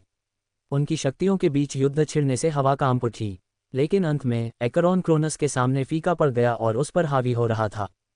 फिर जैसे ही एचेरोन हारने ही वाला था, फ्लेगेथॉन दहाड़ा। क्रोनस के नीचे से आग का एक स्तंभ फूट पड़ा जिसने उसे इतनी भीषण आग में झुलसा दिया कि देवता भी राख हो जाते। लेकिन क्रोनस जला नहीं। उसने पहले ही इस परिणाम को देख लिया था और उसमें बदलाव करके एक ऐसा भविष्य बनाया जिसमें उसे कोई नुकसान न पहुंचे। बस यूं ही आग उसे भस्म करने से पहले ही गायब हो गई। व्यर्थ। एक सुनहरी चमक के साथ क्रोनस फ्लेगेथॉन के पीछे प्रकट हुआ। उसकी दरांती पहले से ही लहरा रही थी। हालांकि हमले से ठीक 1 सेकंड पहले लेथे ने फुसफुसाते हुए कहा। उसकी आवाज़ अथाह गहराई में गूंज रही थी और क्रोनस पर शून्यता का एक आवरण छा गया। समय का दिग्गज लड़खड़ा गया। अनगिनत युगों में पहली बार उसका दिमाग बिल्कुल खाली हो गया। वह भूल गया कि वह क्या कर रहा था। वह अपने ही हमले को भूल गया। वह भूल गया कि वह कहाँ खड़ा था। तुरंत ही टाइटन राजा लड़खड़ा गया और उसी क्षण कोकिट्स ने प्रहार किया। विलाप की नदी ने अपना हाथ उठाया और दुख और पीड़ा की एक लहर उमड़ पड़ी, दिव्य यातना का एक ऐसा ज्वार जो इतना प्रचंड था कि क्रोनस भी उसके भार के नीचे लड़खड़ा गया। एक पल के लिए, बस एक पल के लिए टाइटन राजा को दर्द महसूस हुआ। उसकी आंखें झपकीं। ठीक उसी समय स्टिक्स नदी में हलचल हुई। जमीन से रनिक प्रतीक उभरे, जिन्होंने टाइटन राजा को बांध दिया और उसकी गतिविधियों को रोक दिया। ज़्यूस, पोसीडॉन, हेकेट ने पुकार लगाई। वह इस अवसर को गंवाना नहीं चाहती थी। उसके आह्वान पर ज़्यूस और पोसीडॉन ने जरा भी संकोच नहीं किया और अपना सबसे शक्तिशाली हमला तैयार किया। आकाश चीख उठा, समुद्र गर्जना कर रहा था। एस्ट्रायस से प्राप्त ज़्यूस की सौर तूफान की शक्ति ऊपर से क्रोनस पर टूट पड़ी, जबकि पोसीडॉन के त्रिशूल ने विनाशकारी बल की एक आदिम बाढ़ को आह्वान किया। सीधा निशाना। इस विस्फोट से माउंट ओथ्रिस की नींव तक हिल गई। टक्कर के बल से आकाश सफेद हो गया। युद्ध क्षेत्र कांप उठा। पांचों पाताल लोक के देवता ज़्यूस, पोसीडॉन और हेकेट सभी यह सब देख रहे थे और तुरंत ही उनके मन में निराशा छा गई। क्रोनस अभी भी खड़ा था। उसका शरीर झुलसा हुआ, टूटा हुआ और चोटों से भरा हुआ था, लेकिन वह पराजित नहीं हुआ था। उसकी आंखें सिकुड़ गईं और फिर वह मुस्कुराया। उसका शरीर चमक उठा और पल भर में उसके घाव गायब हो गए। उसके घाव कभी हुए ही नहीं थे, क्योंकि इस समय रेखा में उसने बदलाव किया था, इसलिए उसे कभी चोट नहीं लगी। उसने अपनी किस्मत खुद लिखी थी। मैंने तुम लोगों को कम आंका था। क्रोनस हंसते हुए अपनी दरांती घुमाने लगा। पांचों नदी देवताओं ने तुरंत खुद को तैयार कर लिया। हेकेट, ज़्यूस और पोसीडॉन तुरंत अपनी जगह पर डटे रहे। निराशा का कोई समय नहीं है। उन्हें जीतना ही होगा, चाहे कुछ भी हो जाए। क्रोनस मुस्कुराया। बहुत अच्छा, चलिए आगे बढ़ते हैं। ज़्यूस ने दहाड़ मारने से पहले अपने दांत भींचे। उसकी शक्ति के कारण आकाश काला पड़ गया और उसने बिजली की बौछार कर दी। पोसीडॉन और अन्य लोगों ने भी उनका अनुसरण किया और अपनी पूरी शक्ति से क्रोनस पर हमला कर दिया। विभिन्न देवताओं के टकराव के भार से हवा कांप उठी। युद्ध क्षेत्र में बिजली चमकी, जिससे युद्धग्रस्त भूमि चकाचौंध भरी रोशनी से जगमगा उठी। सागर दहाड़ रहा था। उसकी लहरें टूटी हुई जमीन से जोर से टकरा रही थीं। आग बेकाबू जानवर की तरह भड़क रही थी, अपने रास्ते में आने वाली हर चीज को भस्म कर रही थी। उनकी संयुक्त शक्तियां ब्रह्मांड की नींव को हिला देने के लिए पर्याप्त थीं। फिर भी क्रोनस मुस्कुराया। उसने ये सब देखा था और जैसा उसने देखा था वह हमेशा जीतेगा। हेकेट की आंखें झपकीं। उसने अपनी निगाहें लेथे और स्टिक्स की ओर घुमाईं। एक मौन संवाद हुआ, महज निगाहों का आदान प्रदान। वे समझ गए, शब्दों की आवश्यकता नहीं थी। युद्ध के बीचों बीच जब क्रोनस जबरदस्त ताकत के साथ आगे बढ़ रहा था, तब उन्होंने अपनी योजना को अंजाम देना शुरू किया। ज़्यूस की दिव्य बिजली एक अंतहीन तूफान की तरह बरसती थी। प्रत्येक बिजली की चमक में इतनी शक्ति होती थी कि वह छोटे देवताओं का नाश कर सके। पोसीडॉन के त्रिशूल ने हवा को चीरते हुए ज्वारीय लहरों को जन्म दिया, जो क्रोनस से टकराकर पहाड़ों के ढहने जैसी ध्वनि उत्पन्न करती थीं। कोकिट्स ने दुख की एक लहर उत्पन्न की। अनगिनत आत्माओं की पीड़ा एक विनाशकारी शक्ति में केंद्रित हो गई। एचेरॉन की पीड़ा की शक्ति एक अदृश्य मुट्ठी की तरह प्रहार करती हुई क्रोनस पर सहस्राब्दियों के कष्टों के भार के साथ दबाव डालती हुई प्रतीत हुई। फ्लेगेथॉन की न्याय की ज्वालाएं भड़क उठीं। दिव्य अग्नि की एक धारा टाइटन राजा को भस्म करने पर आमादा थी। फिर भी क्रोनस ने उन सभी को टाल दिया। उसकी दरांती ने उनके हमलों को ऐसे काट डाला जैसे वे महज भ्रम हों। समय उसके चारों ओर झुक गया। ऐसा लग रहा था मानो उसके खिलाफ किया गया हर हमला शुरू होने से पहले ही विफल हो चुका था। लेकिन हेकेट देख रही थी, इंतजार में। फिर वह क्षण आ गया। लेथे ने पहले कदम उठाया। एक रहस्यमय फुसफुसाहट के साथ उसने अपनी शक्ति का आह्वान किया, स्मृतियों को मिटाने की शक्ति का। विस्मृति के एक आवरण ने क्रोनस को घेर लिया। कुछ क्षणों के लिए ही सही, टाइटन राजा स्टिक्स नदी के बारे में भूल गया। 1 सेकंड के अंश भर, लेकिन उन्हें बस इतना ही चाहिए था। स्टिक्स ने अभिनय किया। उसकी शक्ति, अटूट शब्दों और दैवीय शापों का अधिकार ब्रह्मांड के ताने बाने से बनी जंजीरों की तरह क्रोनस के चारों ओर लिप गई। उसने उस पर एक प्रतिबंध लगा दिया। पहली बार समय पर क्रोनस का अधिकार पक्का हो गया। ये सिर्फ एक पल के लिए था, लेकिन उन्हें बस उस एक पल की ही जरूरत थी। अब हेकेट की आवाज गूंज उठी। ज़्यूस एक तूफान की तरह नीचे उतरा। उसकी दिव्य बिजली ने शुद्ध विनाश का भला बना दिया। पोसीडॉन ने अपना त्रिशूल चलाया, जिससे एक ऐसा समुद्री भंवर उत्पन्न हुआ जो स्वयं आकाश को भी डुबो सकता था। कोकिट्स ने निराशा की एक चीख निकाली। उसकी शक्ति ने अस्तित्व को ही चीर डाला। एचेरॉन का पीड़ा से भरा प्रहार इतनी ताकत से टकराया कि ब्रह्मांड ने अब तक जितने भी कष्ट झेले थे उन सब का बल उसी पर लगा। फ्लेगेथॉन की ज्वालाएं पृथ्वी के केंद्र से भी अधिक गर्म होकर भड़क उठीं और क्रोनस को जलाकर राख कर देने का प्रयास करने लगीं। आकाश काला हो गया, धरती फट गई, माउंट ओथ्रिस इस तरह कांप उठा मानो स्वयं दुनिया ही टूट रही हो। ये वास्तव में एक ऐसा हमला था जो ब्रह्मांड को नष्ट कर सकता था। और अभी तक, और फिर भी क्रोनस वहीं खड़ा रहा, अछूता, उस पर एक खरोंच भी नहीं आई। उनका सबसे शक्तिशाली संयुक्त हमला विफल हो गया था। तुम सब भूले हो। क्रोनस की आवाज़ शांत थी, लगभग विनोदपूर्ण। देवता और नदी के देवता अचंभित होकर देखते रह गए। कैसे कैसे? हेकेट के दिमाग में तरह तरह के विचार दौड़ रहे थे। क्या स्टिक्स का श्राप कारगर नहीं हुआ? क्या लेथे की शक्ति विफल हो गई?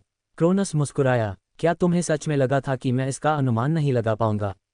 उनका खून जम गया। मुझे पता था कि लेथे मुझे सब कुछ भुला देगी। मुझे पता था कि स्टिक्स मुझे बांधने की कोशिश करेगा। मुझे पता था कि तुम सब ठीक उसी क्षण मुझ पर हमला करोगे। उनकी आंखें भय से चौड़ी हो गईं। उसने तो भाग्य को ही फिर से लिख दिया था। उनकी योजना शुरू होने से पहले ही उसने अपना भविष्य बदल लिया था। जिन हमलों की उन्हें आशंका थी वे इतिहास से पहले ही मिट चुके थे। उन्हें कभी बचाव करने की जरूरत नहीं पड़ी, क्योंकि उसने भविष्य में जो कुछ भी देखा था उसमें उसे कभी कोई नुकसान नहीं पहुंचा था। हेकेट ने अपनी मुट्ठियां भींच लीं। यह बेतुका है। हा हा हा हा। क्रोनस की हंसी युद्ध के मैदान में गूंज उठी, एक भयावह ध्वनि जिसमें पूर्ण निश्चितता का भार निहित था। तुमने अच्छा संघर्ष किया, उसने ठंडी और संयमित आवाज में कहा। लेकिन तुम्हारा संघर्ष यहीं समाप्त होता है। उसने अपनी दरांती उठाई और उनके चारों ओर की हवा विकृत हो गई। समय का ताना बाना उसकी इच्छा के आगे कांप उठा। देवताओं को लगा कि उनका भविष्य बिखर रहा है, मुड़ रहा है, टूट रहा है। और फिर नरसंहार शुरू हो गया। क्रोनस सोच से भी तेज, भाग्य से भी तेज गति से आगे बढ़ा।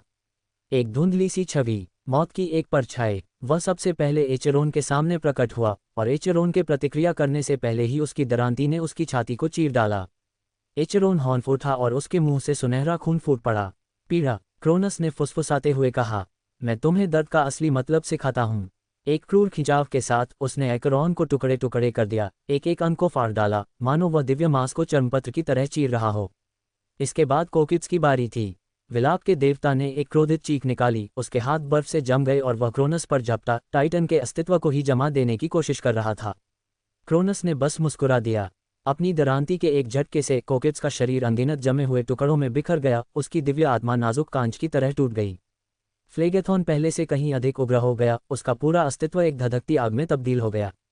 न्याय की ज्वालाएं युद्ध क्षेत्र में भयंकर रूप से फैल गईं, अपने रास्ते में आने वाली हर चीज को भस्म कर दिया। लेकिन क्रोनस बिना किसी चोट के आगे बढ़ गया, और फिर उसने अनायास ही अपने हाथ के इशारे से फ्लेगेथॉन की आग बुझा दी, उसे अस्तित्व से मिटा दिया। आग की नदी ढह गई, उसकी लपटें बुझती हुई सुलगती आग की तरह शांत हो गईं। लेथे और स्टिक्स ने पीछे हटने की कोशिश की, लेकिन ये बेकार था। उनके पीछे क्रोनस प्रकट हुआ। इससे पहले कि वे कुछ प्रतिक्रिया कर पाती, उसने अपना हाथ लेथे की पीठ में घुसा दिया और उसका हाथ उसकी छाती से बाहर निकल आया। देवी हॉर्नफुट ही, उनकी शक्ति जैसे ही नष्ट हुई, क्रोनस ने उनके हृदय को अपनी मुट्ठी में जकड़ लिया। स्टिक्स ने उसे घूरते हुए आगे की ओर छलांग लगाए, उसकी दिव्य शक्ति उमड़ रही थी और वह उसे एक बार फिर बांधने का प्रयास कर रही थी। लेकिन क्रोनस ने सिर्फ हल्की सी हंसी हंसी। एक ही झटके में उसने अपनी दरांती घुमाई और उसका सिर काट दिया। नदी के देवता चले गए थे। उनके शरीर क्षत विक्षत और निर्जीव पड़े थे। उनकी दिव्य शक्ति अथाह गहराई में विलीन हो रही है। ज़्यूस और पोसीडॉन वहीं जम गए, दहशत से भर उठे जब उन्होंने अपने सहयोगियों को एक एक करके गिरते देखा। क्रोनस उनकी ओर मुड़ा, उसके चेहरे पर क्रूर आनंद का भाव था। और अब, मेरे प्यारे बेटों, उन्होंने उनकी ओर बढ़ते हुए कहा, इस विद्रोह को समाप्त करने का समय आ गया है। ज़्यूस ने चुनौती भरे स्वर में दहाड़ लगाए और पूरी शक्ति से अपना वज्र फेंका। दिव्य बिजली का एक भाला युद्ध क्षेत्र को चीरता हुआ निकला और आकाश को दैवीय क्रोध से जगमगा उठा। पोसीडॉन ने भी ऐसा ही किया, एक विशाल सुनामी का आह्वान किया और अपने त्रिशूल से विनाशकारी लहरों को क्रोनस की ओर निर्देशित किया। लेकिन यह निरर्थक था। क्रोनस ने अपनी दरांती घुमाई, वास्तविकता ही बिखर गई। ज़्यूस का वज्र हवा में ही चकनाचूर हो गया, उसकी ऊर्जा शून्य में विलीन हो गई। पोसीडॉन का त्रिशूल चटक गया, फिर दो टुकड़ों में टूट गया, उसकी शक्ति उसके स्वामी से अलग हो गई। ज़्यूस और पोसीडॉन को यह समझने का भी समय नहीं मिला कि क्या हुआ था। इससे पहले कि क्रोनस उनके बीच प्रकट होता, एक सटीक गति से उसने अपनी दरांती को ज़्यूस की छाती में घुसा दिया। जब देवताओं के राजा ने अविश्वास से नीचे देखा तो उनके मुंह से खून फूट पड़ा, और फिर क्रोनस ने उसे बीच से फाड़ दिया। पोसीडॉन की आंखें भय से चौड़ी हो गईं। नहीं, इससे पहले कि वह कोई प्रतिक्रिया कर पाता, क्रोनस का दरांती हवा में तेजी से घूमा और समुद्र के देवता ने महसूस किया कि उसका शरीर टुकड़े टुकड़े हो रहा है, उसका दिव्य रूप 2 हिस्सों में बंट गया है। उनके क्षत विक्षत शरीर निर्जीव होकर गिर पड़े। युद्ध क्षेत्र में सन्नाटा छा गया। क्रोनस ने अंतिम बचे देवता की ओर रुख किया। हेकेट, चुड़ैल देवी अपने सहयोगियों के शवों से घिरी हुई अकेली खड़ी थी। क्रोनस ने सोचा था कि वह हताश और असहाय दिखेगी, लेकिन वह इतनी शांत दिख रही है, मानो उसने अपने साथियों को उसके हाथों टुकड़े टुकड़े होते हुए देखा ही न हो। और फिर उसने मुस्कुरा दिया। क्रोनस ने अपनी आंखें सिकोड़ लीं। तुम मुस्कुरा रहे हो? उसने सिर झुकाते हुए पूछा। अभी भी, हेकेट ने धीरे से हंसते हुए कहा। मैं बस इसी पल का इंतजार कर रही थी, उसने फुसफुसाते हुए कहा। इस पल का? इससे पहले कि क्रोनस कोई प्रतिक्रिया कर पाता, उसका पूरा शरीर जम गया। अदम्य शक्ति की एक लहर ने उसे घेर लिया। उसका अधिकार, समय पर उसका नियंत्रण अचानक गायब हो गया। उसकी आंखें चौड़ी हो गईं। क्या? और फिर, इससे पहले कि वह समझ पाता कि क्या हुआ है, उसके पीछे से दिव्य ऊर्जा का एक विस्फोट हुआ। ज़्यूस, पोसीडॉन, जीवित, और उनके हथियार पूरे के पूरे भ्रम। क्या जिन्हें मैंने मारा वे महज भ्रम थे? उन्होंने अपनी पूरी ताकत से अपने दिव्य हथियारों को क्रोनस की छाती में सीधे घुसा दिया। उफ, दर्द! सदियों में पहली बार क्रोनस को तीव्र पीड़ा का अनुभव हुआ। ज़्यूस के वज्रपात से उसके आंतरिक अंग झुलस गए और दिव्य शक्ति से चिंगारियां निकलने लगीं। पोसीडॉन के त्रिशूल ने उसकी पीठ को भेद दिया और उसका दिव्य जल विष की तरह उसकी नसों में दौड़ गया। और तब एचेरॉन जमीन से उठा। उसका शरीर पूरी तरह से अक्षुण्ण था और उसकी पीड़ा की शक्ति तेजी से आगे बढ़ रही थी। उसने क्रोनस की पीड़ा को और बढ़ा दिया। पूरी तरह से सुरक्षित कोकिट्स ने पीड़ा से कराहते हुए अपने जमे हुए हाथों से क्रोनस की आत्मा को पकड़ लिया और उसे अंदर से जमा दिया। फ्लेगेथॉन की ज्वालाएं एक बार फिर भड़क उठीं और क्रोनस के शरीर को भस्म कर दिया। टाइटन राजा हॉन्फने लगा। ये वह नहीं था जिसकी उसने कल्पना की थी। ये तो होना ही नहीं चाहिए था। उसकी शक्ति क्षणभंगुर हो गई। उसकी दृष्टि धुंधली हो गई। कैसे? उसने ये कैसे नहीं देखा? उसकी निगाहें हेकेट पर टिक गईं। तुमने क्या किया? वह मुस्कुराए। क्रोनस, तुम एक भ्रम से लड़ रहे हो, उसने फुसफुसाते हुए कहा। नदी के देवता जब से प्रकट हुए हैं, तुम पहले ही मेरे जाल में फंस चुके हो। क्रोनस ने अपने दांत दिखाए। मैं हर अनंत समय रेखा को देख सकता हूँ। ऐसा कोई रास्ता नहीं है, कोई भी संभावित परिणाम नहीं है जहां मैं महज एक भ्रम बन जाऊं। हेकेट ने धीरे से हंसते हुए सिर हिलाया। तुम सही कह रही हो। क्रोनस का शरीर तनावग्रस्त हो गया। इसीलिए उसने आगे कहा, मैं तुम्हें हर एक मामले में भ्रम में डालती हूँ। एक विशाल और निरंतर सन्नाटे ने युद्ध क्षेत्र को निगल लिया। क्रोनस की सांस गले में अटक गई। क्या? हेकेट एक कदम और करीब आए। उसकी उपस्थिति से अपरिहार्यता का निर्विवाद भार झलक रहा था। जिस क्षण तुमने मुझे देखा, उसने कहा, उसकी आवाज़ मानो भाग्य से बुने रेशम जैसी थी, मैंने एक ऐसा जादू कर दिया जो समय के पार तक फैल गया। एक ऐसा जादू जो ये सुनिश्चित करता है कि जो भी मुझे देखेगा वह भ्रम में पड़ जाएगा। सभी समय सीमाओं में, सभी भविष्य में, सभी संभावनाओं में। उसने युद्ध क्षेत्र की ओर, उसके सामने खड़े देवताओं की ओर और उसके स्वयं के क्षत विक्षत शरीर की ओर इशारा किया। तुमने कभी सच्चाई नहीं देखी। क्रोनस की मुट्ठियां कस गईं। झूठ! उसकी आवाज़ टूटे हुए तूफान की तरह हवा में गूंज उठी।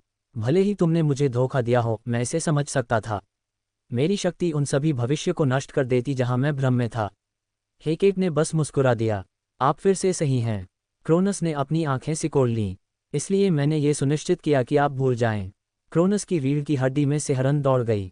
कुछ गड़बड़ थी। उसका मन, उसकी यादें डगमगा रही थीं। तुमने क्या किया? उसने फुसफुसाते हुए कहा। हेकेट की आंखें ज्ञान से चमक उठीं। चौराहे की देवी के रूप में, मैं भाग्य के चौराहे पर खड़ी हूँ। मैं उससे संवाद कर सकती हूँ, उसे सूक्ष्म तरीकों से बदल सकती हूँ। मैंने लेथे से कहा है कि वह तुम्हें केवल एक समय रेखा भुला दे। क्रोनस ने अपने भीतर कुछ बदलाव महसूस किया, एक गहरा, विस्मयकारी खालीपन जहाँ उसकी शक्ति का एक हिस्सा होना चाहिए था। कौन सी समय सीमा? उसने पूछा। हेकेट ने सांस छोड़ी। उसके चारों ओर की हवा में लहरें दौड़ गईं जब उसने वे शब्द कहे जिन्होंने उसके भाग्य का फैसला कर दिया। मैं जिस समय सीमा तक पहुंचने की कोशिश कर रहा था। क्रोनस के दिमाग में तरह तरह के विचार दौड़ रहे थे। नहीं, यह असंभव था। फिर भी वह याद क्यों नहीं कर पा रहा था? समय का वह एक सूत्र जिसे वह देख नहीं पाया था। वह एक संभावना जो उसकी पकड़ से फिसल गई थी। उसका अपना भविष्य, वह भविष्य जिसमें उसे हार का सामना करना पड़ा, वह भविष्य जिसमें उसकी हत्या कर दी गई। उसका दिल जोर से धड़क रहा था। सच्चाई का बोझ उस पर एक अथाह लहर की तरह टूट पड़ा था। हेकेट ने अपना हाथ उठाया और फिर उसने फुसफुसाते हुए कहा, मैंने ये सुनिश्चित कर लिया कि तुम इसे कभी बदल न सको। उस पर लगाए गए बंधन के चमकने के साथ ही युद्ध क्षेत्र में काली ऊर्जा की चिंगारियां गूंज उठीं। स्टिक्स। नदी देवी ने अपनी आंखों में अटूट संकल्प की चमक लिए अपना हाथ बढ़ाया। ईश्वरीय कानून का भार उस पर हावी हो गया, जिससे उसकी कभी अजेय रही शक्ति दम घुटकर नष्ट हो गई। और फिर हेकेट ने वे अंतिम शब्द कहे जिन्होंने उसे पूरी तरह से चकनाचूर कर दिया। यह अब भविष्य नहीं है, क्रोनस। वह आगे झुकी, उसकी आवाज़ लगभग फुसफुसाहट जैसी थी लेकिन दृढ़ निश्चय वाली थी। ये वर्तमान है, और भविष्य को बदलने की आपकी क्षमता अब यहाँ लागू नहीं होती। क्रोनस हौंफने लगा। सच्चाई ने उसे टूटते तारे की तरह झटका दिया। देवता, युद्धक्षेत्र, उसका स्वयं का क्षत विक्षत शरीर। यह कोई भ्रम नहीं था, न ही भाग्य का कोई खेल था जिसे वह बदल सकता था। यही वास्तविकता थी, और वह पहले ही हार चुका था। उसे खत्म कर दो, हेकेट ने घोषणा की। ज़्यूस और पोसीडॉन ने दहाड़ते हुए अपने दिव्य हथियारों से उसे 2 टुकड़ों में फाड़ दिया। सुनहरा मवाद निकला, जिसने देवताओं को कभी शक्तिशाली रहे टाइटन राजा के रक्त से रंग दिया।